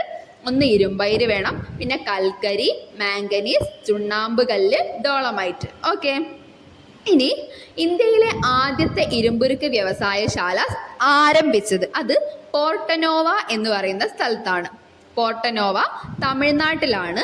1830 ഇന്ത്യയിൽ ആദ്യമായി ഇരുമ്പുരുക്ക് വ്യവസായശാല ആരംഭിച്ചത്. ഓക്കെ, ഇന്ത്യയിലെ ആദ്യത്തെ ഇരുമ്പുരുക്ക് വ്യവസായശാല very important, Porto Novo Tamil Nadu 1830. Okay, ഇന്ത്യയിലെ ആദ്യത്തെ ആധുനിക ഇരുമ്പുരുക്ക് നിർമ്മാണശാലയാണ് Tata iron and steel company, TISCO. ഇന്ത്യയിലെ ആദ്യത്തെ ആധുനിക ഇരുമ്പുരുക്ക് നിർമ്മാണശാല Tata iron and steel company, TISCO. PYQ ആണ് കേട്ടോ. സ്വതന്ത്ര ഇന്ത്യയിലെ ആദ്യത്തെ ഇരുമ്പുരുക്ക് വ്യവസായശാലകളാണ് ഭിലായി, റൂർക്കേല, ദുർഗാപൂർ. ഇത് നമ്മൾ ചെറിയൊരു ടേബിളായിട്ട് PSC പഠിച്ചു തുടങ്ങുമ്പോൾ തന്നെ ബിഗിനേഴ്സ് തന്നെ പഠിക്കുന്ന ഒരു കാര്യമാണ്. ഒരുപാട് വട്ടം ചോദിച്ചാണ്. അപ്പം സ്വതന്ത്ര ഇന്ത്യയിലെ ആദ്യത്തെ ഇരുമ്പുരുക്ക് വ്യവസായശാലകളാണ് ഭിലായി, റൂർക്കേല, ദുർഗാപൂർ. ഇതിനൊക്കെ ഹെൽപ്പ് ചെയ്ത രാജ്യങ്ങളെയും ഇതൊക്കെ എവിടെയാണ് സ്ഥിതി ചെയ്യുന്നതെന്നും ഇതിൻ്റെയൊക്കെ ഇയേഴ്സും എപ്പോഴും ചോദിക്കാറുണ്ട്. അപ്പം ജർമ്മനിയുടെ സഹായത്തോടെ 1959 ഒഡീഷയിൽ സ്ഥാപിക്കപ്പെട്ട ഇരുമ്പുരുക്ക് വ്യവസായശാലയാണ് റൂർക്കേല. അപ്പം ജർമ്മനി 1959, ഒഡീഷ, റൂർക്കേല. ഈ 4 ഫാക്റ്റും കണക്ട് ചെയ്ത് വെക്കാം. അതുപോലെ തന്നെ ഓരോന്നും വരുന്നുണ്ട്. അപ്പം ഇത് നമുക്ക് പഠിക്കണം എന്നുണ്ടെങ്കിൽ ഒരു കോഡ് ഓർക്കുക, റൂർജർ ഒഡീഷ എന്ന് പഠിച്ചാൽ മതി. റൂർജർ ഒഡീഷ, റൂർക്കേല, ജർമ്മനി, ഒഡീഷ 1959. എന്തെങ്കിലും ഒരു കോഡിട്ട് ഈ 3 നമ്മൾ പഠിച്ചു വെച്ചേക്കണം. 3 ഈ 4 ഫാക്ട് വീതം പഠിച്ചു വെച്ചേക്കണം. കാരണം ഒരുപാട് വട്ടം പ്രീവിയസ് ക്വസ്റ്റ്യൻ ആണ്, എല്ലാവർക്കും ഒരു മാർക്ക് കിട്ടുന്ന ക്വസ്റ്റ്യൻ ആണ്. അത് നമുക്ക് നഷ്ടപ്പെടാൻ പാടില്ല. ഓക്കെ, റഷ്യയുടെ സഹായത്തോടെ 1959 തന്നെ ഛത്തീസ്ഗഡിൽ സ്ഥാപിതമായ ഇരുമ്പുരുക്ക് വ്യവസായശാലയാണ് ഭിലായി. അപ്പൊ ഭിലായി ഹെൽപ്പ് ചെയ്തത് റഷ്യ ആണ്, ഛത്തീസ്ഗഡിലാണ്. ഓക്കെ, ഭിലായ്, ഛത്തീസ്ഗഡ്, റഷ്യയുടെ ഹെൽപ്പോടെ 1959 ഭിലായ്, റഷ്യ. ഓക്കെ, അടുത്തതായി ബ്രിട്ടന്റെ പങ്കാളിത്തത്തോടെ 1962 പശ്ചിമ ബംഗാളിൽ സ്ഥാപിതമായ ഇരുമ്പുരുക്ക് വ്യവസായശാലയാണ് ദുർഗാപൂർ ഉരുക്ക് നിർമ്മാണശാല. അപ്പൊ ദുർഗാപൂർ, പശ്ചിമ ബംഗാൾ, ബ്രിട്ടൻ 1962. അപ്പോൾ ബ്രിട്ടന്റെ ഹെൽപ്പോട് കൂടിയുള്ളത് പശ്ചിമ ബംഗാളിലുള്ള ദുർഗാപൂരാണ് എന്ന് ഓർക്കുക. ഏതാ ഇയർ? 1962. ഇനി അടുത്തതായി ഇന്ത്യയിലെ ഏറ്റവും വലിയ ഇരുമ്പുരുക്ക് നിർമ്മാണശാലയാണ് നമ്മൾ പഠിക്കാൻ പോകുന്നത്. അതിൻ്റെ പേരാണ് ബൊക്കാറോ. 1964 റഷ്യയുടെ സഹായത്തോടെ ജാർഖണ്ഡിലാണ് സ്ഥാപിതമായത്. അപ്പം 1964 റഷ്യയുടെ സഹായത്തോടെ ജാർഖണ്ഡിൽ സ്ഥാപിതമായതാണ് ബൊക്കാറോ ഇരുമ്പുരുക്ക് നിർമ്മാണശാല. ഓക്കെ, നെക്സ്റ്റ് വണ് ദക്ഷിണേന്ത്യയിലെ ആദ്യത്തെ ഇരുമ്പുരുക്ക് നിർമ്മാണശാല. അതാണ് വിശ്വേശ്വരയ്യ ഇരുമ്പുരുക്ക് ശാല. അത് കർണാടകയിലാണ്. അപ്പോൾ വിശ്വേശ്വരയ്യ ആരാണ്? ഇന്ത്യൻ പ്ലാനിങ്ങിൻ്റെ ശില്പിയാണ് അല്ലേ? പിതാവാണ്. ഇന്ത്യൻ പ്ലാനിങ്ങിൻ്റെ പിതാവാണ്. ഇന്ത്യൻ പ്ലാനിങ്ങിൻ്റെ, അതായത് ഇന്ത്യൻ ആസൂത്രണത്തിൻ്റെ പിതാവാണ് വിശ്വേശ്വരയ്യ. ശില്പി ആരാ? ശില്പി എന്ന് പറയുമ്പോൾ CP എന്ന് ആലോചിക്കുക കേട്ടോ. CP എന്ന് പറയുമ്പോൾ PC എന്ന് ആലോചിക്കുക. PC മഹലനോബിസ് ആണ് നമ്മളെ ഇന്ത്യൻ പ്ലാനിങ്ങിൻ്റെ ശില്പി. ഞാൻ അങ്ങനെയാണ് കണക്ട് ചെയ്ത് വെച്ചത്. അപ്പം അങ്ങനെ തന്നെ ഓർത്താൽ കുറച്ച് കിട്ടുമെന്ന് തോന്നുന്നു. ശില്പി, CP, PC. അപ്പോൾ അത് തിരിച്ചിട്ടാൽ PC. അപ്പോൾ PC മഹ്ലനോബിസ് ആണ് എന്തിൻ്റെ ശില്പി? ഇന്ത്യൻ പ്ലാനിങ്ങിൻ്റെ ശില്പി. അതേപോലെ ഇന്ത്യൻ പ്ലാനിങ്ങിൻ്റെ പിതാവ് ചോദിക്കുകയാണെന്നുണ്ടെങ്കിൽ വിശ്വേശ്വരയ്യാണ്. ഇത് ഇപ്പം മാറിപ്പോയത് കൊണ്ട് ഒന്നാം ഫാക്റ്റ് പറയാൻ പറ്റി. അപ്പോൾ ഓക്കെ, അടുത്തതിലേക്ക് കടക്കാം. ധാതുക്കൾ ഉപയോഗം. ധാതുക്കൾ ഇപ്പോൾ പറയുകയാണെങ്കിൽ ഹേമറ്റൈറ്റ്, സിലിക്ക, ബോക്സൈറ്റ്, വജ്രം, കൽക്കരി, പെട്രോളിയം മുതലായവയൊക്കെ ധാതുക്കളാണ്. ഇതിൻ്റെ ഉപയോഗം എന്താണെന്ന് നോക്കാം. ഹേമറ്റൈറ്റിൽ നിന്നാണ് നമ്മൾ ഇരുമ്പ് ഉൽപ്പാദിപ്പിക്കുന്നത്. അപ്പോൾ ഹേമറ്റൈറ്റ് ഇരുമ്പുരുക്ക് നിർമ്മാണത്തിലാണ് യൂസ് ചെയ്യുന്നത്. ഓക്കെ, സിലിക്കയിൽ നിന്നാണ് നമ്മൾ ഗ്ലാസ്, സിറാമിക്സ് എന്നിവയൊക്കെ ഉൽപ്പാദിപ്പിക്കുന്നത്. അപ്പോൾ ഗ്ലാസ്, സിറാമിക്സ് നിർമ്മാണത്തിന് വേണ്ടിയിട്ടാണ് സിലിക്ക അല്ലെങ്കിൽ മണൽ ഉപയോഗിക്കുന്നത് എന്ന് ഓർക്കുക. അടുത്തതായി ബോക്സൈറ്റ് ആണ്. ബോക്സൈറ്റ് എന്ന് പറഞ്ഞാൽ എന്തിൻ്റെ അയിരാണ്? അത് അലുമിനിയത്തിൻ്റെതാണ്. അപ്പം അലൂമിനിയം എവിടെയൊക്കെയാണ് യൂസ് ചെയ്യുന്നത്? നമ്മൾ വിമാനത്തിൻ്റെയും വൈദ്യുത ഉപകരണങ്ങളുടെയും ഒക്കെ നിർമ്മാണത്തിലൊക്കെ നമ്മൾ ബോക്സൈറ്റ് യൂസ് ചെയ്യുന്നുണ്ട്. ഓക്കെ, വജ്രം എവിടെയാണ് ഉപയോഗിക്കുന്നത്? കാഠിന്യമുള്ള വസ്തുക്കളുടെ മൂർച്ച കൂട്ടാൻ വേണ്ടി ഉപയോഗിക്കും. പിന്നെ ഗ്ലാസ് മുറിക്കുന്നതിന് യൂസ് ചെയ്യും. ഗ്ലാസ് മുറിക്കുന്ന ചെറിയ ബ്ലേഡ് പോലത്തെ ഒരു ഐറ്റം കണ്ടിട്ടുണ്ടോ ഫ്രണ്ട്സ്? അതിൻ്റെ അറ്റത്ത് നമുക്ക് തിളങ്ങുന്നൊരു സാധനം കാണാം. അത് ഈ വജ്രം ആണ്. ആ ഒരു പോയിന്റിൽ മാത്രം, അവർ ആ വരയ്ക്കുന്ന ആ ഒരു പോയിന്റിൽ മാത്രമായിരിക്കും ആ ഒരു വജ്രത്തിൻ്റെ പീസ് ഉണ്ടായിരിക്കാം. അത് വെച്ചിട്ട് ഗ്ലാസ് മുറിക്കാൻ പറ്റും. അപ്പം വജ്രം ഗ്ലാസ് മുറിക്കുന്നതിന് യൂസ് ചെയ്യുന്നുണ്ട്. പിന്നെ ആഭരണ നിർമ്മാണത്തിൽ യൂസ് ചെയ്യുന്നുണ്ട്. കാഠിന്യമുള്ള വസ്തുക്കളുടെ മൂർച്ച കൂട്ടാൻ വേണ്ടിയിട്ടും യൂസ് ചെയ്യുന്നുണ്ട്. ഓക്കെ ആണല്ലോ. നെക്സ്റ്റ് വൺ നോക്കാം. കൽക്കരി. കൽക്കരി നമ്മൾ എവിടെയാണ് യൂസ് ചെയ്യുന്നത്? തീവണ്ടിയിൽ ഇന്ധനമായി ഉപയോഗിക്കുന്നുണ്ട്. ഇരുമ്പ് നിർമ്മാണത്തിലും കൽക്കരി യൂസ് ചെയ്യുന്നുണ്ട്. നമ്മൾ നേരത്തെ പഠിച്ചല്ലോ, ഇരുമ്പുരുക്ക് വ്യവസായത്തിന് ആവശ്യമായ ഒരു അസംസ്കൃത വസ്തുവാണ് കൽക്കരി എന്ന് പറയുന്നത്. നെക്സ്റ്റ് വണ് പെട്രോളിയം ആണ്. പെട്രോളിയം എന്ന് പറയുമ്പോൾ പെട്രോൾ, ഡീസൽ, മണ്ണെണ്ണ തുടങ്ങിയ ഇന്ധനങ്ങളുടെ നിർമ്മാണത്തിലാണ് നമ്മൾ പെട്രോളിയം ഉപയോഗിക്കുന്നത്.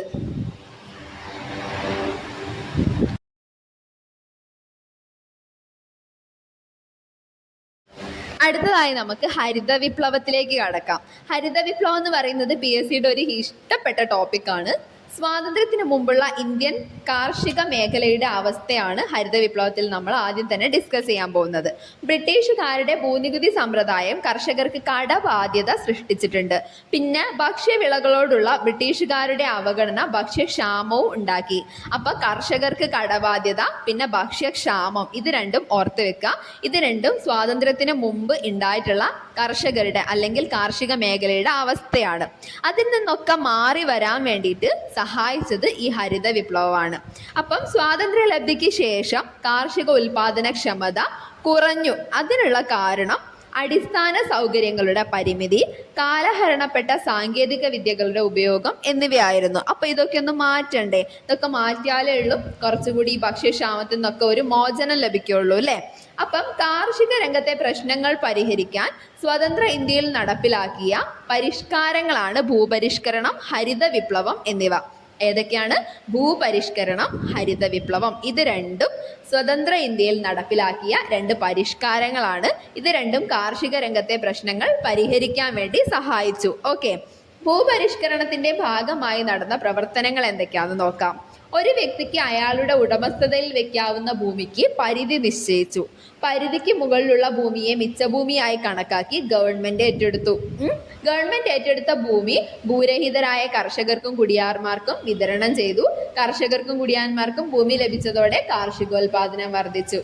നല്ലൊരു കാര്യമായി അല്ലേ? അതായത് ഭൂപരിഷ്കരണം ചെയ്തത് കാരണം ഒരുപാട് ഭൂമിയുള്ള ആളുകളിൽ നിന്ന് എന്താക്കി, ഒരു പരിധി വെച്ചു. ആ പരിധിക്ക് മുകളിലുള്ള ഭൂമി സർക്കാർ ഏറ്റെടുത്തു. സർക്കാർ ആ ഭൂമി കുടിയാന്മാർക്കും കർഷകർക്കും വിതരണം ചെയ്തു. എന്നിട്ട് അവരോട് അവിടെ കൃഷി ഇറക്കിക്കോളാൻ പറഞ്ഞു അല്ലേ? അപ്പോൾ അവിടെ അവർ കൃഷി ഇറക്കി. അവിടുന്ന് അങ്ങനെ കാർഷിക ഉൽപാദനം വർദ്ധിക്കുകയും ഉണ്ടായി. ഓക്കെ, ഭൂപരിഷ്കരണ നിയമം ആദ്യമായി നടപ്പിലാക്കിയ സംസ്ഥാനങ്ങളിൽ ഒന്നാണ് കേരളം. കേരളം ഭൂപരിഷ്കരണ നിയമം ആദ്യമായി നടപ്പിലാക്കിയ സംസ്ഥാനങ്ങളിൽ ഒന്നാണ്. അത്യുൽപാദന ശേഷിയുള്ള വിത്തിനങ്ങൾ, പിന്നെ അതിന് മുമ്പേ നമുക്ക് ഭൂപരിഷ്കരണ നിയമത്തിൻ്റെ മുഖ്യമന്ത്രിമാരെ ഒന്ന് പഠിക്കാം കേട്ടോ. 1963 കേരള ഭൂപരിഷ്കരണ നിയമം കൊണ്ടുവന്ന മുഖ്യമന്ത്രിയാണ് ആർ ശങ്കർ. ആരാണ്? ആർ ശങ്കർ. 1963 കേരള ഭൂപരിഷ്കരണ നിയമം കൊണ്ടുവന്നത് ആർ ശങ്കർ ആണ്. കേരളത്തിൽ ഭൂപരിഷ്കരണ നിയമം നടപ്പിലാക്കുമ്പോൾ എന്ന ആരാണ്? അപ്പോൾ സി അച്യുതമേനോനാണ്. അപ്പം അത് രണ്ടും ഇമ്പോർട്ടൻ്റ് ആയിട്ട് ഓർത്ത് വെച്ചേക്കാം. കൊണ്ടുവന്നത് ആർ ശങ്കറും നിയമം നടപ്പിലാക്കിയത് സി അച്യുതമേനോനുമാണ്. അപ്പൊ സി അച്യുതമേനോനാണ് നടപ്പിലാക്കിയത്. ആരാ കൊണ്ടുവന്നത്? ആർ ശങ്കറാണ് കൊണ്ടുവന്നത്. 1963 കേരള ഭൂപരിഷ്കരണ നിയമം കൊണ്ടുവന്നത്. ഓക്കെ, ഇത്രയും കാര്യങ്ങൾ ഓർത്ത് വെച്ചേക്കണേ. ഇനി നമുക്ക് ഹരിത വിപ്ലവത്തിലേക്ക് കടക്കാം. അത്യുൽപാദന ശേഷിയുള്ള വിത്തിനങ്ങൾ, രാസവളങ്ങൾ, കീടനാശിനികൾ, പുത്തൻ സാങ്കേതിക വിദ്യകൾ, കുറഞ്ഞ നിരക്കിൽ വായ്പ, ശാസ്ത്രീയ ജലസേചനം എന്നിവ ഉപയോഗിച്ച് കാർഷിക രംഗത്തുണ്ടാകിയ പുരോഗതിയാണ് ഹരിത വിപ്ലവം എന്ന് പറയുന്നത്. എന്തൊക്കെയാണ്?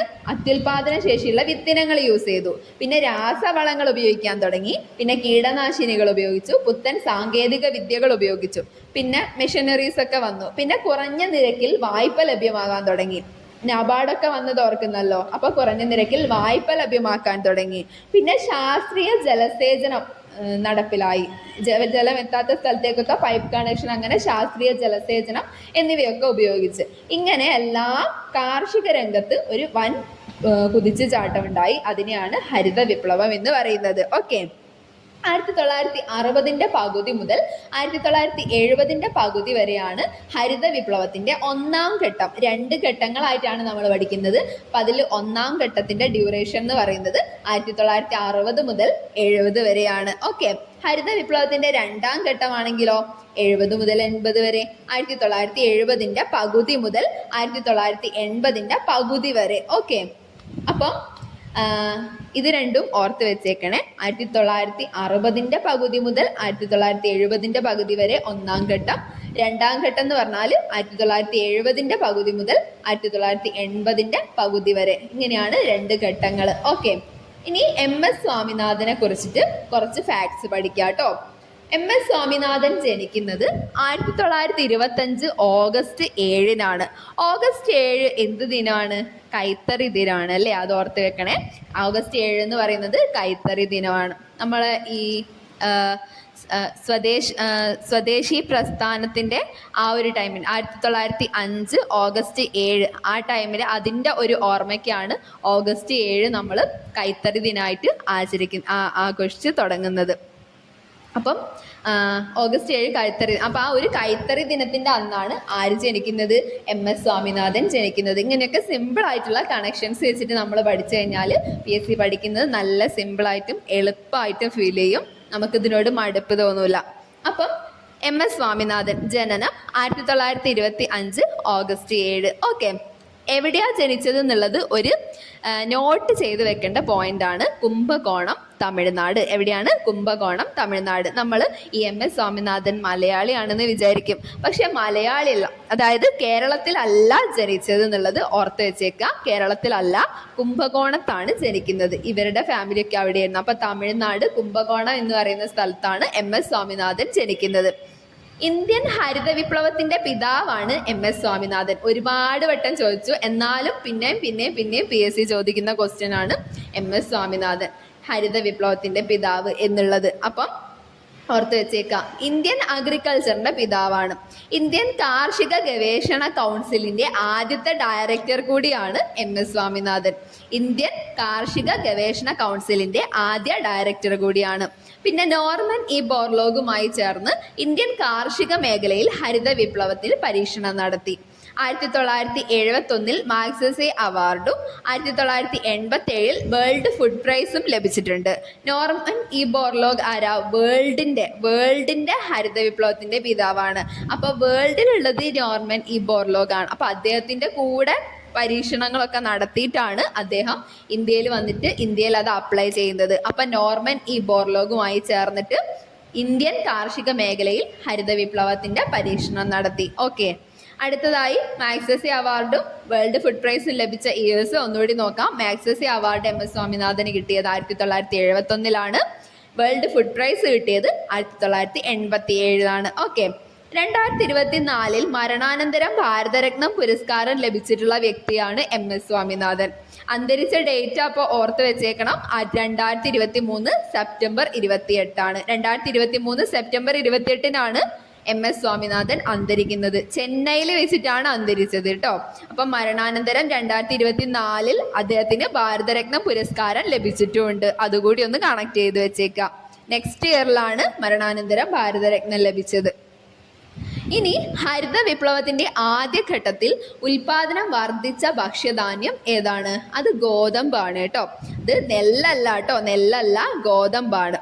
അപ്പം നെല്ലാണോ എന്ന് ഫ്രണ്ട്സ് ഒരു കൺഫ്യൂഷൻ വരാൻ, ഹരിത വിപ്ലവത്തിന്റെ ആദ്യഘട്ടത്തിൽ ഉൽപാദനം വർദ്ധിച്ച ഭക്ഷ്യധാന്യം, ഉൽപാദനം വർദ്ധിച്ചത് ഗോതമ്പിന്റെ ആണ് കേട്ടോ. ഗോതമ്പിന്റെ ഉൽപാദനമാണ് വർദ്ധിച്ചത്. ഹരിത വിപ്ലവത്തിന്റെ ആദ്യഘട്ടത്തിൽ ഗോതമ്പിന്റെ ഉൽപാദനമാണ് വർദ്ധിച്ചത്. ഗോതമ്പ് വിപ്ലവം എന്നറിയപ്പെടുന്നത് ഹരിത വിപ്ലവമാണ്. അതുകൊണ്ട് തന്നെയാണ് ആ ഒരു പേര് വന്നത്. ഗോതമ്പിന്റെ ഉൽപാദനമാണ് വർദ്ധിച്ചത്, അതുകൊണ്ട് തന്നെ ഗോതമ്പ് വിപ്ലവം എന്നറിയപ്പെടുന്നത് ഹരിത വിപ്ലവമാണ്. ഹരിത വിപ്ലവത്തിൽ ഏറ്റവും മെച്ചമുണ്ടായ നാണ്യവിളയാണ് കരിമ്പ്. അപ്പം ഭക്ഷ്യധാന്യം ഗോതമ്പാണ്, എന്നാൽ ഏറ്റവും മെച്ചമുണ്ടായ നാണ്യവിള കരിമ്പാണ്. അടുത്തതായി നോർമൻ ഇ ബോർലോഗിനെ കുറിച്ചിട്ട് കുറച്ച് ഫാക്ട്സ് നോക്കാം. അദ്ദേഹം ജനിക്കുന്നത് 1914 മാർച്ച് 25-നാണ്. അമേരിക്കക്കാരനാണ് Norman E Borlaug. Norman E Borlaug ജനിക്കുന്നത് 1914 മാർച്ച് 25, അമേരിക്കയിലാണ് ജനിക്കുന്നത്. ഇദ്ദേഹം ഹരിത വിപ്ലവത്തിന്റെ പിതാവാണ്. ഓക്കെ. 1970 സമാധാനത്തിനുള്ള നോബൽ പുരസ്കാരം ലഭിച്ചു. വേൾഡില് ഹരിത വിപ്ലവത്തിന്റെ പിതാവ് നോർമൻ ഇ ബോർലോഗ്, ഇന്ത്യയില് ഹരിത വിപ്ലവത്തിന്റെ പിതാവ് ഡോക്ടർ MS സ്വാമിനാഥൻ. ഓക്കെ. 1970 സമാധാനത്തിനുള്ള നോബൽ പുരസ്കാരം ലഭിച്ചത് ആർക്കാണ്? നോർമൻ ഇ ബോർലോഗിനാണ്. ഓക്കെ. ഹരിത വിപ്ലവം എന്ന പദം ആദ്യമായി ഉപയോഗിച്ചത് വില്യം ഗൗഡ് ആണ്. ആരാണ്? William Gaud. ഹരിത വിപ്ലവം എന്ന വേർഡ്, ആ ഒരു ടേം യൂസ് ചെയ്തത് വില്യം ഗൗഡ് ആണ്. ഹരിത വിപ്ലവത്തിന്റെ നേട്ടങ്ങൾ നോക്കുകയാണെങ്കിൽ ഇത് ഇമ്പോർട്ടൻ്റ് ആണ്, ഒരുപാട് വട്ടം ചോദിച്ചതാണ്. ഇത് നേട്ടങ്ങളും പരിമിതികളും നമുക്ക് ടെക്സ്റ്റിൽ എടുത്ത് പറയുന്നുണ്ട്, അതുകൊണ്ട് തന്നെ അത് നല്ലോണം പഠിച്ചു വെച്ചേക്കുക കേട്ടോ. ഹരിത വിപ്ലവത്തിന്റെ നേട്ടങ്ങൾ പറയുകയാണെങ്കിൽ ഭക്ഷ്യധാന്യങ്ങളുടെ ഉൽപാദനം വർദ്ധിച്ചു. പിന്നെയോ ഭക്ഷ്യ സ്വയം പര്യാപ്തത നേടി. ഇന്ത്യക്ക് ഭക്ഷ്യ സ്വയം പര്യാപ്തത നേടാനായി. പിന്നെ ഭക്ഷ്യക്ഷാമം കുറഞ്ഞു. ഭക്ഷ്യധാന്യങ്ങളുടെ വില കുറഞ്ഞു. പിന്നെ ഭക്ഷ്യധാന്യങ്ങളുടെ കരിഞ്ചന്തയും പൂഴ്ത്തിവെപ്പും ഒക്കെ കുറഞ്ഞു. കൃഷിയോഗ്യമായ സ്ഥലത്തിന്റെ അളവ് വർദ്ധിച്ചു. ഓക്കെ. ഇത്രയുമാണ് ഹരിത വിപ്ലവത്തിന്റെ നേട്ടങ്ങൾ എന്ന് പറയാനുള്ളത്. പൂഴ്ത്തിവെപ്പൊക്കെ ഇല്ലാണ്ടായി. ഓക്കെ. എല്ലാവർക്കും ഭക്ഷ്യധാന്യം ആവശ്യത്തിന് കിട്ടാൻ തുടങ്ങി. ഇനി ഹരിത വിപ്ലവത്തിന്റെ പരിമിതികൾ നോക്കാം. പരിമിതികൾ എന്ന് പറയുമ്പോൾ വൻകിട കർഷകരും ചെറുകിട കർഷകരും തമ്മിലുള്ള അന്തരം കൂടി.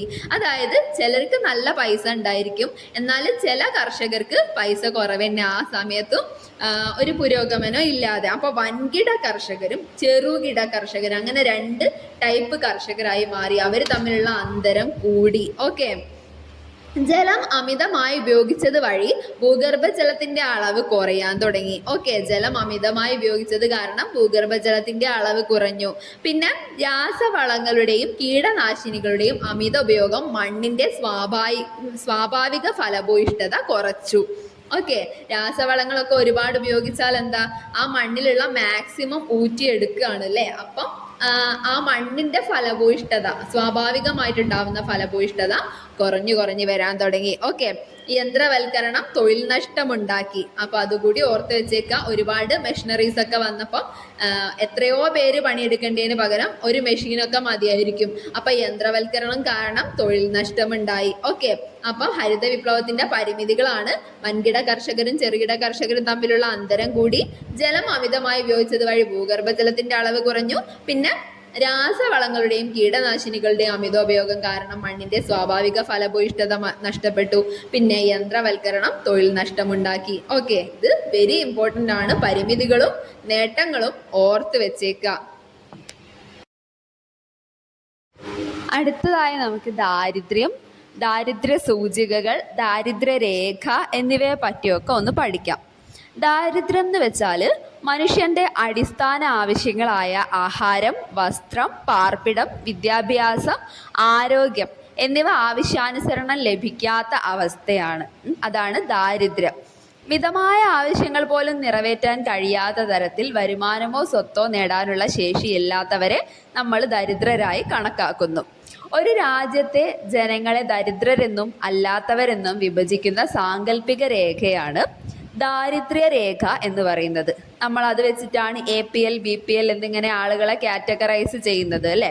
അപ്പോൾ ഒരു രാജ്യത്തെ ജനങ്ങളെ ദരിദ്രരെന്നും അല്ലാത്തവരെന്നും വിഭജിക്കുന്ന സാങ്കല്പിക രേഖയാണ് ദാരിദ്ര്യരേഖ. അടുത്തതായി ഒരാളുടെ വരുമാനത്തിൻ്റെയും ഭക്ഷണത്തിൽ നിന്നും ലഭിക്കേണ്ട ഊർജത്തിൻ്റെയും അടിസ്ഥാനത്തിലാണ് ഇന്ത്യയിൽ ദാരിദ്ര്യം കണക്കാക്കുന്നത് എന്ന് മനസ്സിലാക്കാം. ഒരാളുടെ വരുമാനത്തിൻ്റെയും ഭക്ഷണത്തിൽ നിന്ന് ലഭിക്കേണ്ട ഊർജത്തിൻ്റെയും അടിസ്ഥാനത്തിലാണ് ഇന്ത്യയിൽ ദാരിദ്ര്യം കണക്കാക്കുന്നത്. ഓക്കെ, APL, BPL എന്നിങ്ങനെ രണ്ട് കാറ്റഗറി ആയിട്ടാണ് തിരിച്ചിരിക്കുന്നത്. ദാരിദ്ര്യരേഖയ്ക്ക് മുകളിലുള്ളവർ ഉൾപ്പെടുന്നതാണ് APL, എബവ് പോവർട്ടി ലൈൻ. ദാരിദ്ര്യരേഖയ്ക്ക് താഴെയുള്ളവർ ഉൾപ്പെടുന്നതാണ് ബിലോ പോവർട്ടി ലൈൻ, BPL.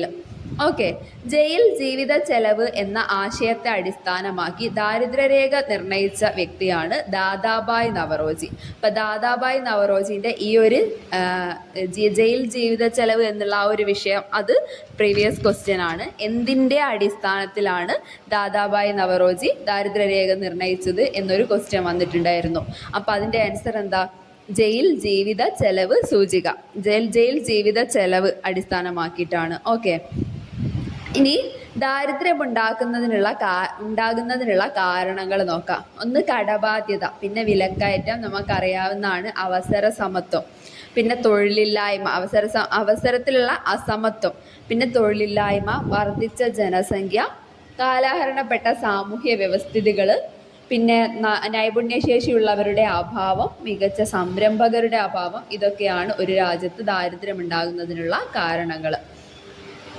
ഈ കണക്കിലെ മാന്ത്രികൻ എന്നറിയപ്പെടുന്ന ഭാരതീയ ഗണിതശാസ്ത്രജ്ഞന്റെ പേരൊന്ന് നോക്കുക. അത് ശ്രീനിവാസ രാമാനുജനാണ് കേട്ടോ.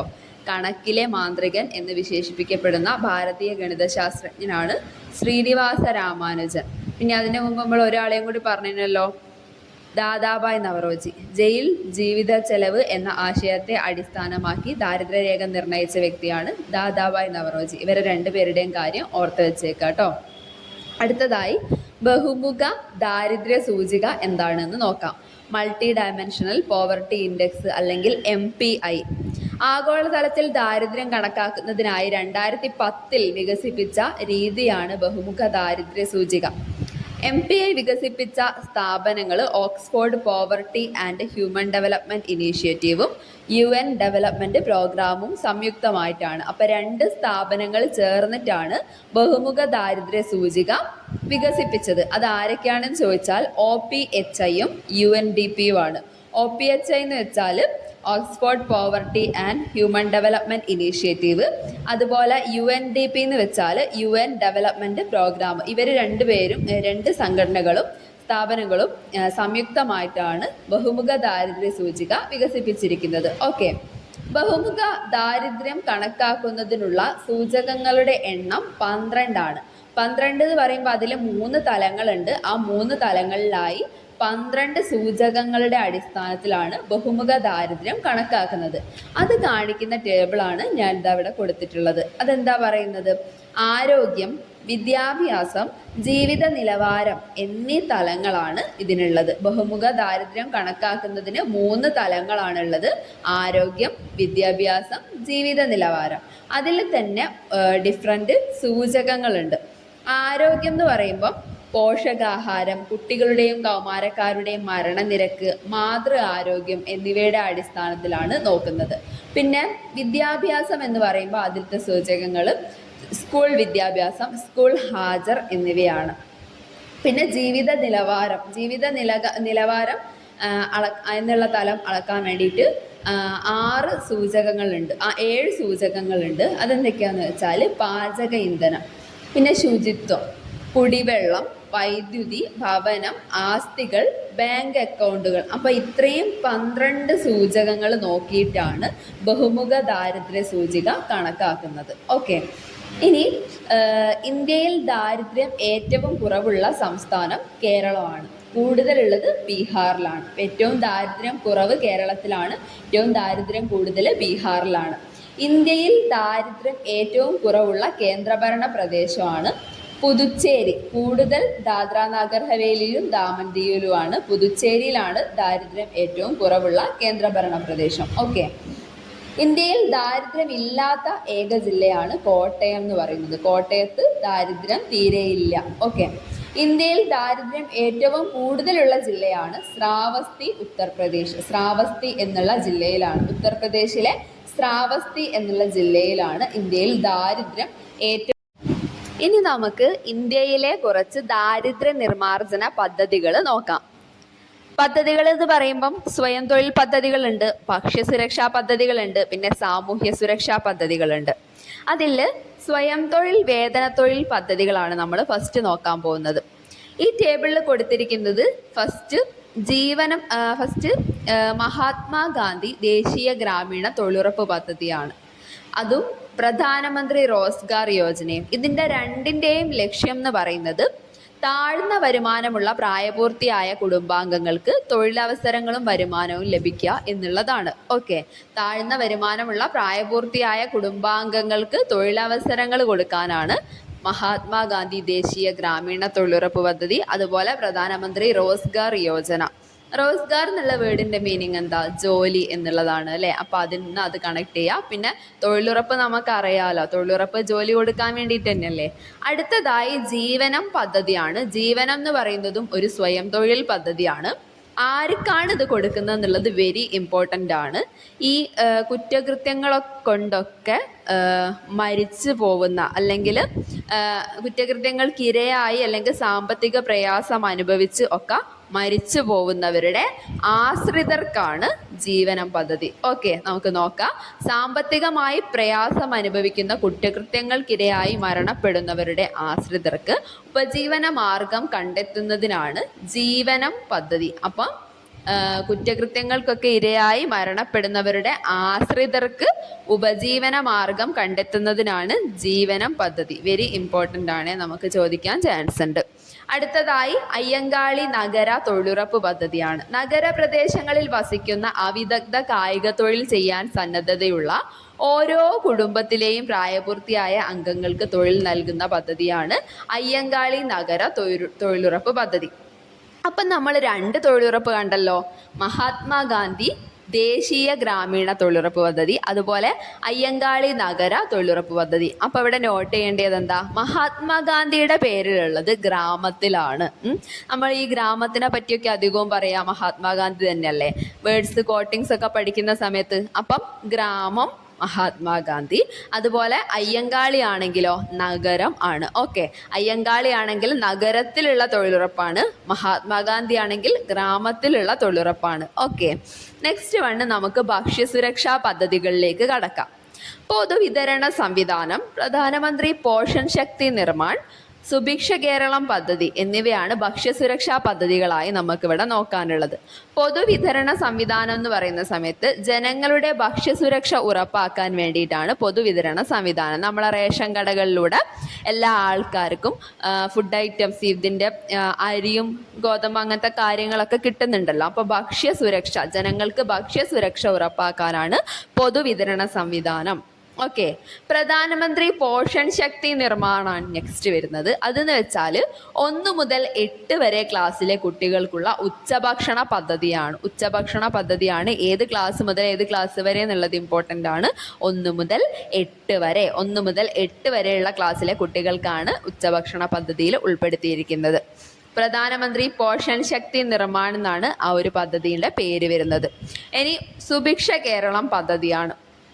കേരളത്തെ ഭക്ഷ്യ സ്വയം പര്യാപ്തതയിൽ എത്തിക്കുക എന്ന ലക്ഷ്യത്തോടെ നടപ്പിലാക്കുന്ന പദ്ധതിയാണ് സുഭിക്ഷ കേരളം പദ്ധതി. കേരളത്തിനെ ഭക്ഷ്യ സ്വയം പര്യാപ്തതയിൽ എത്തിക്കാനാണ് സുഭിക്ഷ കേരളം പദ്ധതി. ഓക്കെ, അടുത്തതായി സാമൂഹ്യ സുരക്ഷാ പദ്ധതികൾ നോക്കാം. ദേശീയ സാമൂഹ്യ സഹായ പദ്ധതി, പ്രധാനമന്ത്രി സുരക്ഷാ ബീമാ യോജന, നിരാമയ ആരോഗ്യ ഇൻഷുറൻസ് പദ്ധതി എന്നിങ്ങനെ 3 പദ്ധതികളാണ് നമുക്കിതിൽ പഠിക്കാനുള്ളത്. ദേശീയ സാമൂഹ്യ സഹായ പദ്ധതിയുടെയും പിന്നെ പ്രധാനമന്ത്രി സുരക്ഷാ ബീമാ യോജനയുടെയും ലക്ഷ്യം എന്താണെന്ന് വെച്ചാൽ സെയിം ആണ്. നിരാലംബരായ മുതിർന്ന പൗരർക്ക് പെൻഷനും ഇൻഷുറൻസ് പരിരക്ഷയും നൽകുക എന്നുള്ളതാണ്. നിരാലംബരായ മുതിർന്ന പൗരന്മാർക്ക്, ഇവിടെ നോട്ട് ചെയ്യേണ്ടത് മുതിർന്ന പൗരന്മാർക്ക് എന്നുള്ളതാണ്. ഓക്കെ, സാമൂഹ്യ സുരക്ഷാ പദ്ധതികളിൽ നമുക്ക് ദേശീയ സാമൂഹ്യ സഹായ പദ്ധതിയും പ്രധാനമന്ത്രി സുരക്ഷാ ബീമാ യോജനയും വരുന്നുണ്ട്. രണ്ടും മുതിർന്ന പൗരന്മാർക്കാണ്. പെൻഷനും ഇൻഷുറൻസ് പരിരക്ഷയും നൽകുന്ന പദ്ധതികളാണ്. ഓക്കെ, നെക്സ്റ്റ് വണ് PYQ ആണ്, നിരാമയ പദ്ധതി. നിരാമയ ആരോഗ്യ ഇൻഷുറൻസ് പദ്ധതി ആർക്കാണ് ഗുണം കൊടുക്കുന്നത് വെച്ചാൽ അംഗപരിമിതർക്കാണ്. ഓക്കെ, നിരാമയ അംഗപരിമിതർക്കുള്ളതാണ്. സംസ്ഥാനത്തെ അംഗപരിമിതർക്ക് ആരോഗ്യ ഇൻഷുറൻസ് നൽകുന്നതിനുള്ള പദ്ധതിയാണ് നിരാമയ ആരോഗ്യ ഇൻഷുറൻസ് പദ്ധതി. സാമൂഹ്യ സുരക്ഷാ പദ്ധതികൾ നിരാമയ ഓർത്ത് വെച്ചേക്കുക, അംഗപരിമിതർക്കുള്ളതാണ്. ഓക്കെ, ഇനി ഇതുപോലെ കുറച്ച് പ്രീവിയസ് ആയിട്ട് ചോദിച്ചിട്ടുള്ള പദ്ധതികൾ നമുക്ക് നോക്കിയിട്ട് പോകാം. ഓൺലി പ്രീവിയസ് ക്വസ്റ്റ്യൻസ് ആണ് ഞാനിവിടെ പറയാൻ പോകുന്നത് കേട്ടോ. സ്നേഹ സാന്ത്വനം ആർക്കുള്ളതാ? കേരളത്തിലെ എൻഡോസൾഫാൻ ദുരിതബാധിതർക്ക് വേണ്ടി കേരള സാമൂഹ്യ സുരക്ഷാ മിഷന്റെ കീഴിൽ കേരള സർക്കാർ ആവിഷ്കരിച്ച ദുരിതാശ്വാസ പദ്ധതിയാണ് സ്നേഹ സാന്ത്വനം പദ്ധതി. സ്നേഹ സാന്ത്വനം എൻഡോസൾഫാൻ ബാധിച്ചവർക്കാണെന്നുള്ളത് ഓർക്കുക കേട്ടോ. അടുത്തതായി വയോമിത്രം. വയോമിത്രം എന്ന് പറയുമ്പം 65 വയസ്സ് കഴിഞ്ഞ വയോജനങ്ങൾക്ക് ആരോഗ്യ സുരക്ഷയും പരിപാലനവും ലക്ഷ്യമിട്ട് കേരള സർക്കാർ ആരംഭിച്ച പദ്ധതിയാണ് വയോമിത്രം. വയോമിത്രം വയോജനങ്ങൾക്കാണ്, പേരിൽ നിന്ന് തന്നെ കിട്ടൂല്ലേ. എന്നാലും ആ ഏജ് ലിമിറ്റ് ഒന്ന് ഓർത്ത് വെച്ചേക്കുക, 60 അല്ല 65 ഓക്കെ. 60 വരുന്നത് വേറെ ഉണ്ട്, വയോമധുരം എന്നുള്ളൊരു പദ്ധതിയൊക്കെ വരുന്നുണ്ട്, അതിലൊക്കെ 60 വയസ്സാണ്, എന്നാൽ വയോമിത്രത്തിൽ 65 വയസ്സാണ്. ഓക്കെ, അടുത്തതായി സംസ്ഥാനത്ത് അതിദാരിദ്ര്യത്തിൽ കഴിയുന്ന കുടുംബങ്ങളെ സർവേയിലൂടെ കണ്ടെത്താനും അവരുടെ പ്രശ്നങ്ങൾ പരിഹരിക്കുന്നതിനുമുള്ള കേരള സർക്കാർ പദ്ധതിയാണ് അതിദാരിദ്ര്യ നിർമ്മാർജ്ജനം പദ്ധതി. അതിദാരിദ്ര്യ നിർമ്മാർജ്ജനം പദ്ധതി, അത് ആ വേർഡ് തന്നെ നമുക്ക് കിട്ടും. പിന്നെ സാമ്പത്തികമായി പിന്നോക്കം നിൽക്കുന്ന കുടുംബങ്ങൾക്ക് പ്രതിവർഷം 5 ലക്ഷം രൂപ ആരോഗ്യ പരിരക്ഷയായി നൽകുന്ന പദ്ധതിയാണ് കാരുണ്യ ആരോഗ്യ സുരക്ഷാ പദ്ധതി. ഇത് നമ്മളെ 2025 ഈ അടുത്ത ദിവസം നടന്ന 10th പ്രിലിംസ് 3rd സ്റ്റേജിന് ചോദിച്ച ക്വസ്റ്റ്യൻ ആണ് 5 ലക്ഷം രൂപ എന്നുള്ളത്. ഇതുവരെ കാരുണ്യന്റെ ആ ഫുൾ ഫോം ഒക്കെ ചോദിക്കാറുള്ളൂ, സാമ്പത്തികമായി പിന്നോക്കം നിൽക്കുന്ന എന്നൊക്കെ പറയാറുള്ളൂ. പക്ഷെ എത്ര രൂപയാണെന്ന് കറക്റ്റ് ചോദിച്ചു, അത് തന്നെ എടുത്ത് ചോദിച്ചു. അപ്പോൾ അത് വെരി ഇമ്പോർട്ടൻ്റ് ആണ്, ഓർത്ത് വെച്ചേക്കാം. സാമ്പത്തികമായി പിന്നോക്കം നിൽക്കുന്ന കുടുംബങ്ങൾക്ക് പ്രതിവർഷം 5 ലക്ഷം രൂപ ആരോഗ്യ പരിരക്ഷയായി നൽകുന്ന പദ്ധതിയാണ് കാരുണ്യ ആരോഗ്യ സുരക്ഷാ പദ്ധതി. ഓക്കെ, നെക്സ്റ്റ് വേണ്ട നമുക്ക് താലോലം പദ്ധതിയാണ് പഠിക്കാനുള്ളത്. പേര് കേൾക്കുമ്പം തന്നെ അറിയാം, താലോലം. താലോലിക്ക് ആരെയാ? കുട്ടികളെയല്ലേ. അപ്പൊ കുട്ടികൾക്ക് വേണ്ടിയുള്ള പദ്ധതിയാണ്. എങ്ങനെയുള്ള കുട്ടികൾക്കാണ്? വൃക്കരോഗം, ഹൃദയരോഗം, haemophilia, thalassaemia, cerebral palsy, sickle cell anaemia തുടങ്ങിയ മാരക രോഗങ്ങൾ ബാധിച്ച 18 വയസ്സിൽ താഴെയുള്ള കുട്ടികൾക്ക് ധനസഹായം നൽകുന്ന പദ്ധതിയാണ് താലോലം. ഓക്കെ, അടുത്തതായി ആശ്വാസകിരണം ആണ്. കിടപ്പ് രോഗികളെ പരിചരിക്കുന്നവർക്കായി കേരള സർക്കാർ ആരംഭിച്ച ധനസഹായ പദ്ധതിയാണ് ആശ്വാസകിരണം എന്ന് പറയുന്നത്. അപ്പൊ കിടപ്പ് രോഗികൾക്കാണോ കൊടുക്കുന്നത്? അല്ല, കിടപ്പ് രോഗികളെ പരിചരിക്കുന്നവർക്ക്, അവരെ നോക്കി പരിപാലിക്കുന്നവർക്കാണ് ഈ ധനസഹായം കൊടുക്കുന്നതുള്ളത് ഓർക്കുക. അവർക്കൊരു ആശ്വാസം കൊടുക്കുകയാണ് അല്ലേ. ആശ്വാസകിരണം കിടപ്പ് രോഗികളെ പരിചരിക്കുന്നവർക്കാണ്. ഓക്കെ, അടുത്തതായി സ്നേഹപൂർവം ആണ്. അനാഥരും സംരക്ഷണം ആവശ്യമുള്ളവരുമായ കുട്ടികളെ കണ്ടെത്തുകയും അവർക്ക് പോഷകാഹാരം, പ്രാഥമിക വിദ്യാഭ്യാസം എന്നിവ ഉറപ്പാക്കുകയും ചെയ്യുന്ന കേരള സർക്കാർ പദ്ധതിയാണ് സ്നേഹപൂർവം പദ്ധതി. അനാഥരായിട്ടുള്ള, പിന്നെ സംരക്ഷണം ആവശ്യമുള്ളതായിട്ടുള്ള, പേരൻസിനൊക്കെ എന്തെങ്കിലും അസുഖം അങ്ങനെയൊക്കെ ഉള്ള കുട്ടികളെ കണ്ടെത്തി അവർക്ക് പോഷകാഹാരവും പ്രാഥമിക വിദ്യാഭ്യാസവും ഉറപ്പാക്കുന്ന പദ്ധതിയാണ് സ്നേഹപൂർവം പദ്ധതി. അങ്ങനെയുള്ള കുട്ടികളോട് സ്നേഹപൂർവം നമ്മൾ നിൽക്കും അല്ലേ, അങ്ങനെ ഓർക്കാം. പിന്നെ ക്യാൻസർ സുരക്ഷ. ക്യാൻസർ സുരക്ഷ എന്നുള്ള പദ്ധതി ഇതുമാതിരി 18 വയസ്സിന് താഴെയുള്ളവർക്കാണ്. ക്യാൻസർ ബാധിതരായ 18 വയസ്സിന് താഴെയുള്ള കുട്ടികൾക്കായി 2008 കേരള സർക്കാർ ആരംഭിച്ച പദ്ധതിയാണ് ക്യാൻസർ സുരക്ഷാ പദ്ധതി. സ്റ്റാർട്ടിംഗ് ഇയർ ഒന്ന് ഓർത്ത് വെച്ചേക്കുക, 2008.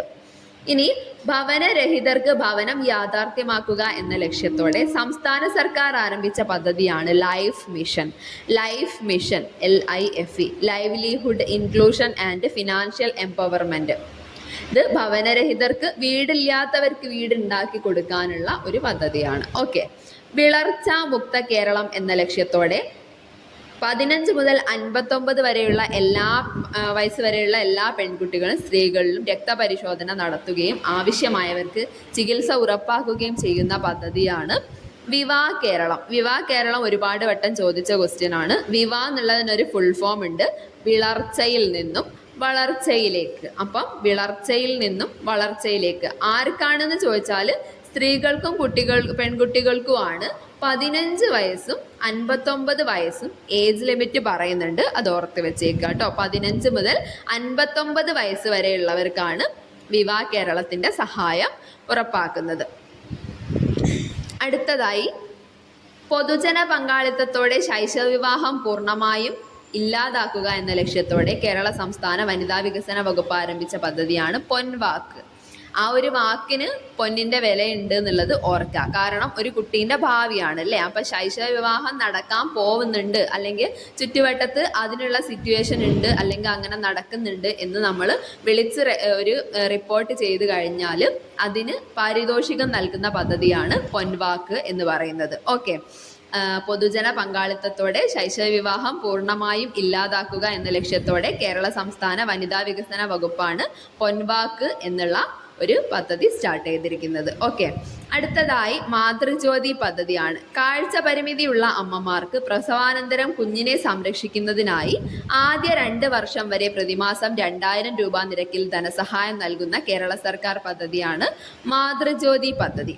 കാഴ്ച പരിമിതിയുള്ള അമ്മമാർക്കാണ് കുഞ്ഞിനെ സംരക്ഷിക്കാൻ വേണ്ടിയിട്ടാണ് ആദ്യത്തെ 2 വർഷം വരെ 2000 രൂപ നിരക്കിൽ ധനസഹായം കൊടുക്കും. ഇത് ഓരോന്നും ഫാക്ട്സ് ആണ്. ഇതൊക്കെ സ്റ്റേറ്റ്മെന്റ് ടൈപ്പിൽ ചോദിച്ചാൽ നമുക്ക് എഴുതാൻ പറ്റണം. എത്ര രൂപയാണ്? 2000 രൂപ. പ്രതിമാസം 2000 രൂപ ആദ്യ 2 വർഷം വരെ കൊടുക്കും. മാതൃജ്യോതി പദ്ധതി. ഓക്കെ, സെറ്റ് അല്ലേ?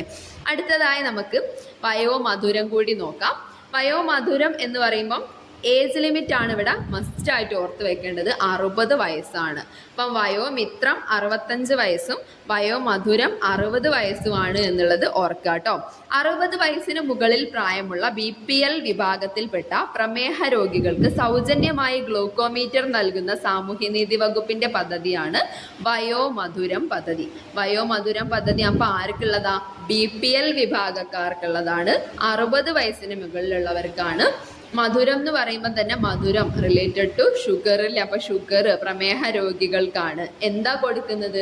ഗ്ലൂക്കോമീറ്റർ. അവരെ ഗ്ലൂക്കോസ് ലെവൽ അവർക്ക് തന്നെ ചെക്ക് ചെയ്യാൻ വേണ്ടിയിട്ടല്ലേ. അപ്പൊ ഗ്ലൂക്കോമീറ്റർ നൽകുന്ന പദ്ധതിയാണ് വയോമധുരം. ഒരുപാട് വട്ടം PSC ചോദിച്ചു കഴിഞ്ഞ ക്വസ്റ്റ്യൻ ആണ്. ഓക്കെ,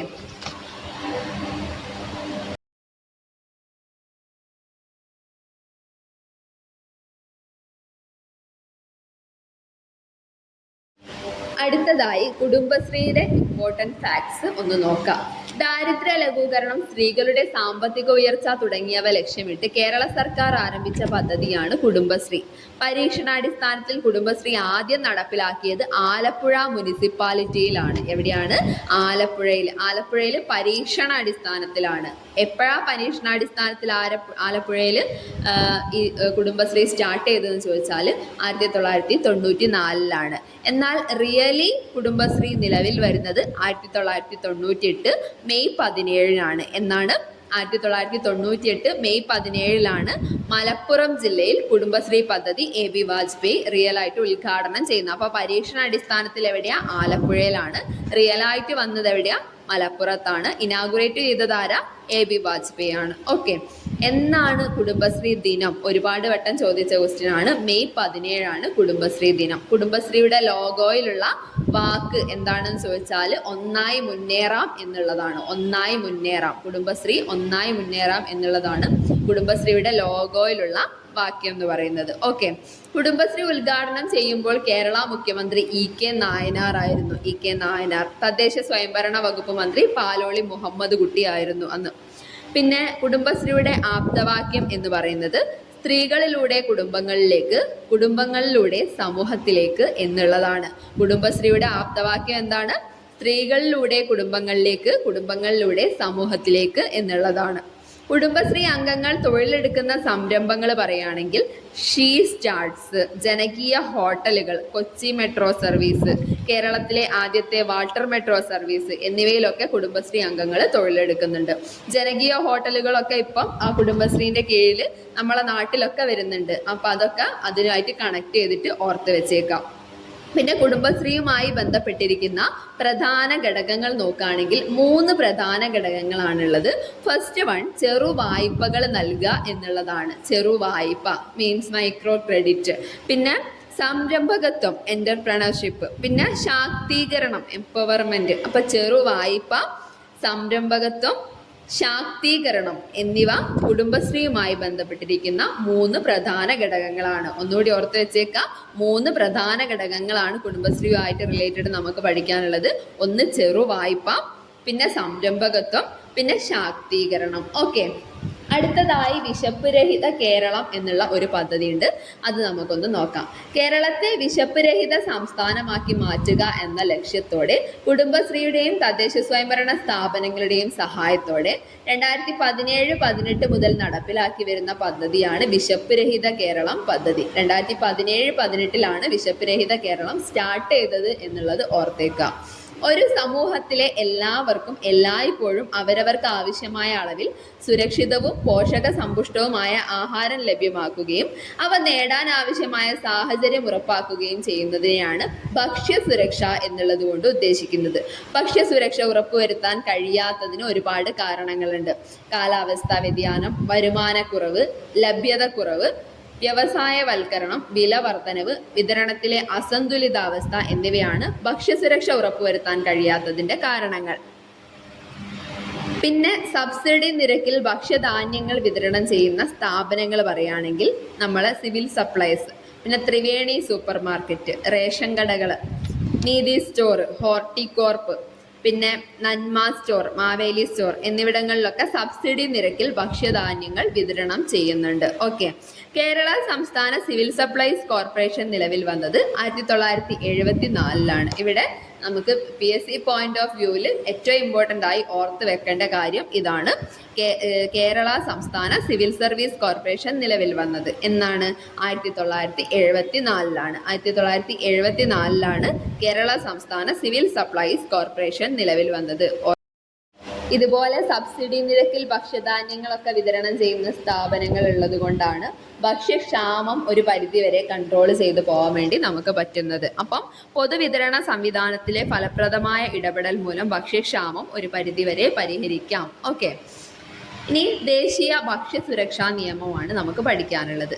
ദേശീയ ഭക്ഷ്യസുരക്ഷാ നിയമം 2013 2013 രാഷ്ട്രപതി പ്രണബ് കുമാർ മുഖർജിയാണ് അതിൽ സൈൻ ചെയ്തത്. സൈൻ ചെയ്ത ഡേറ്റ് എന്ന് പറയുന്നത് 2013 സെപ്റ്റംബർ 12 ദേശീയ ഭക്ഷ്യസുരക്ഷാ നിയമം 2013 രാഷ്ട്രപതി പ്രണബ് മുഖർജി ഒപ്പുവെച്ചത് 2013 സെപ്റ്റംബർ 12 ഓക്കെ, ഭക്ഷ്യസുരക്ഷാ നിയമപ്രകാരം അർഹമായ ഓരോ കുടുംബങ്ങൾക്ക് ലഭിക്കുന്ന ഭക്ഷ്യധാന്യം എന്ന് പറയുന്നത് പെർ കിലോഗ്രാം അരിക്ക് 3 രൂപ, ഗോതമ്പിന് 2 രൂപ, ധാന്യങ്ങൾക്ക് 1 രൂപ. ഓക്കെ, ഇന്ത്യയിലെ ആദ്യ ഭക്ഷ്യസുരക്ഷാ ജില്ലയായി പ്രഖ്യാപിച്ചത് കൊല്ലമാണ് കേട്ടോ. കേരളത്തിലെ അല്ല, ഇന്ത്യയിലെ ആണ്. അത് നോട്ട് ചെയ്ത് വെച്ചേക്കുക. ഇന്ത്യയിലെ ആദ്യത്തെ ഭക്ഷ്യസുരക്ഷാ ജില്ല കൊല്ലം ജില്ല. ഓക്കെ, അടുത്തതായി NREGP ആണ് നമുക്ക് നോക്കാനുള്ളത്. ദേശീയ ഗ്രാമീണ തൊഴിലുറപ്പ് പദ്ധതി അല്ലെങ്കിൽ national rural employment guarantee programme NREGP 2001 ആരംഭിച്ച സമ്പൂർണ്ണ ഗ്രാമീൺ റോസ്ഗാർ യോജന, 2004 ആരംഭിച്ച national food for work programme എന്നിവ സംയോജിപ്പിച്ചാണ് മഹാത്മാഗാന്ധി ദേശീയ ഗ്രാമീണ തൊഴിലുറപ്പ് പദ്ധതി ആരംഭിച്ചത്. ഓക്കെ, 2001 സമ്പൂർണ്ണ ഗ്രാമീൺ റോസ്ഗാർ യോജന, അതുപോലെ 2004 national food for work programme. ഈ ഒരു 2 പ്രോഗ്രാംസും കൂടി യോജിപ്പിച്ചിട്ടാണ് മഹാത്മാഗാന്ധി ദേശീയ ഗ്രാമീണ തൊഴിലുറപ്പ് പദ്ധതി ആരംഭിച്ചത്. ഓക്കെ, നിലവിൽ വരുമ്പോൾ പഞ്ചവത്സര പദ്ധതി 10 ആണ്. 10ാം പഞ്ചവത്സര പദ്ധതി കാലത്താണ്, പ്രധാനമന്ത്രി മൻമോഹൻ സിംഗ് ആയിരിക്കുന്ന കാലത്താണ് NREGP നിലവിൽ വന്നത്. ദേശീയ ഗ്രാമീണ തൊഴിലുറപ്പ് പദ്ധതിക്ക് മേൽനോട്ടം വഹിക്കുന്നത് ഗ്രാമവികസന വകുപ്പാണ്. തൊഴിലുറപ്പ് പദ്ധതി കോർഡിനേറ്റ് ചെയ്യുന്നത് ആരാണ്?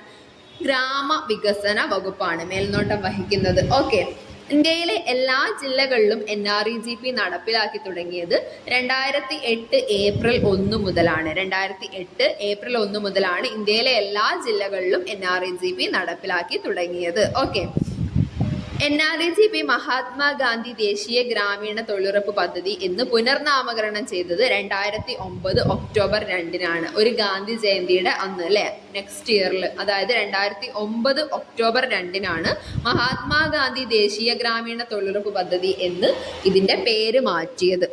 NREGP ഉദ്ഘാടനം ചെയ്തത് ബണ്ടിലപ്പള്ളിയിലാണ്. ബണ്ടിലപ്പള്ളി എന്നുള്ള സ്ഥലം ആന്ധ്രാപ്രദേശിലാണ്. അന്ന് പ്രധാനമന്ത്രി മൻമോഹൻ സിംഗ് ആണ് NREGP ഇനാഗുറേറ്റ് ചെയ്തത്. ദേശീയ ഗ്രാമീണ തൊഴിലുറപ്പ് പദ്ധതിയുടെ ആദ്യഘട്ടത്തിൽ പദ്ധതി ആരംഭിച്ച ജില്ലകൾ 200 ജില്ലകളാണ്. 200 ജില്ലകളിലാണ് ഫസ്റ്റ് സ്റ്റേജിൽ പദ്ധതി ആരംഭിച്ചത്.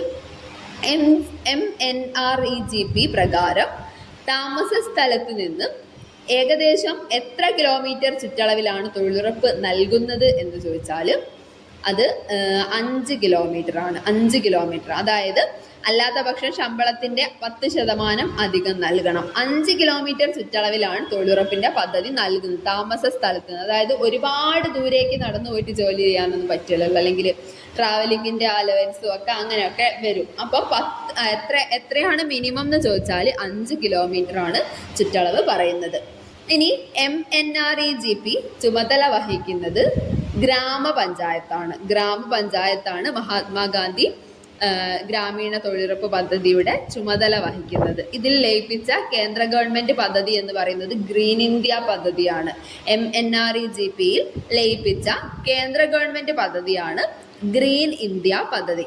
പദ്ധതിയുടെ സോഷ്യൽ ഓഡിറ്റ് നടത്തുന്നത് ഗ്രാമസഭയാണ്. പദ്ധതിയുടെ സോഷ്യൽ ഓഡിറ്റിംഗ് ഗ്രാമസഭയാണ് നടത്തുന്നത്. അപ്പം അത്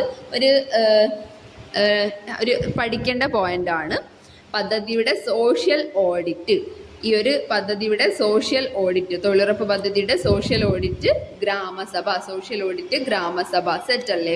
അടുത്തതായി കേരളത്തിൽ തൊഴിലുറപ്പ് പദ്ധതി നടപ്പിലാക്കിയ ആദ്യത്തെ 2 ജില്ലകൾ, അത് നമ്മൾ കാട് നാട് എന്നുള്ളത് ഓർത്താൽ മതി. ഒരു കാട്ടിലും ഒരു നാട്ടിലുമാണ് ആദ്യം തന്നെ ഈ ഒരു തൊഴിലുറപ്പ് പദ്ധതി നടപ്പിലാക്കിയത്. എവിടെയൊക്കെയാ?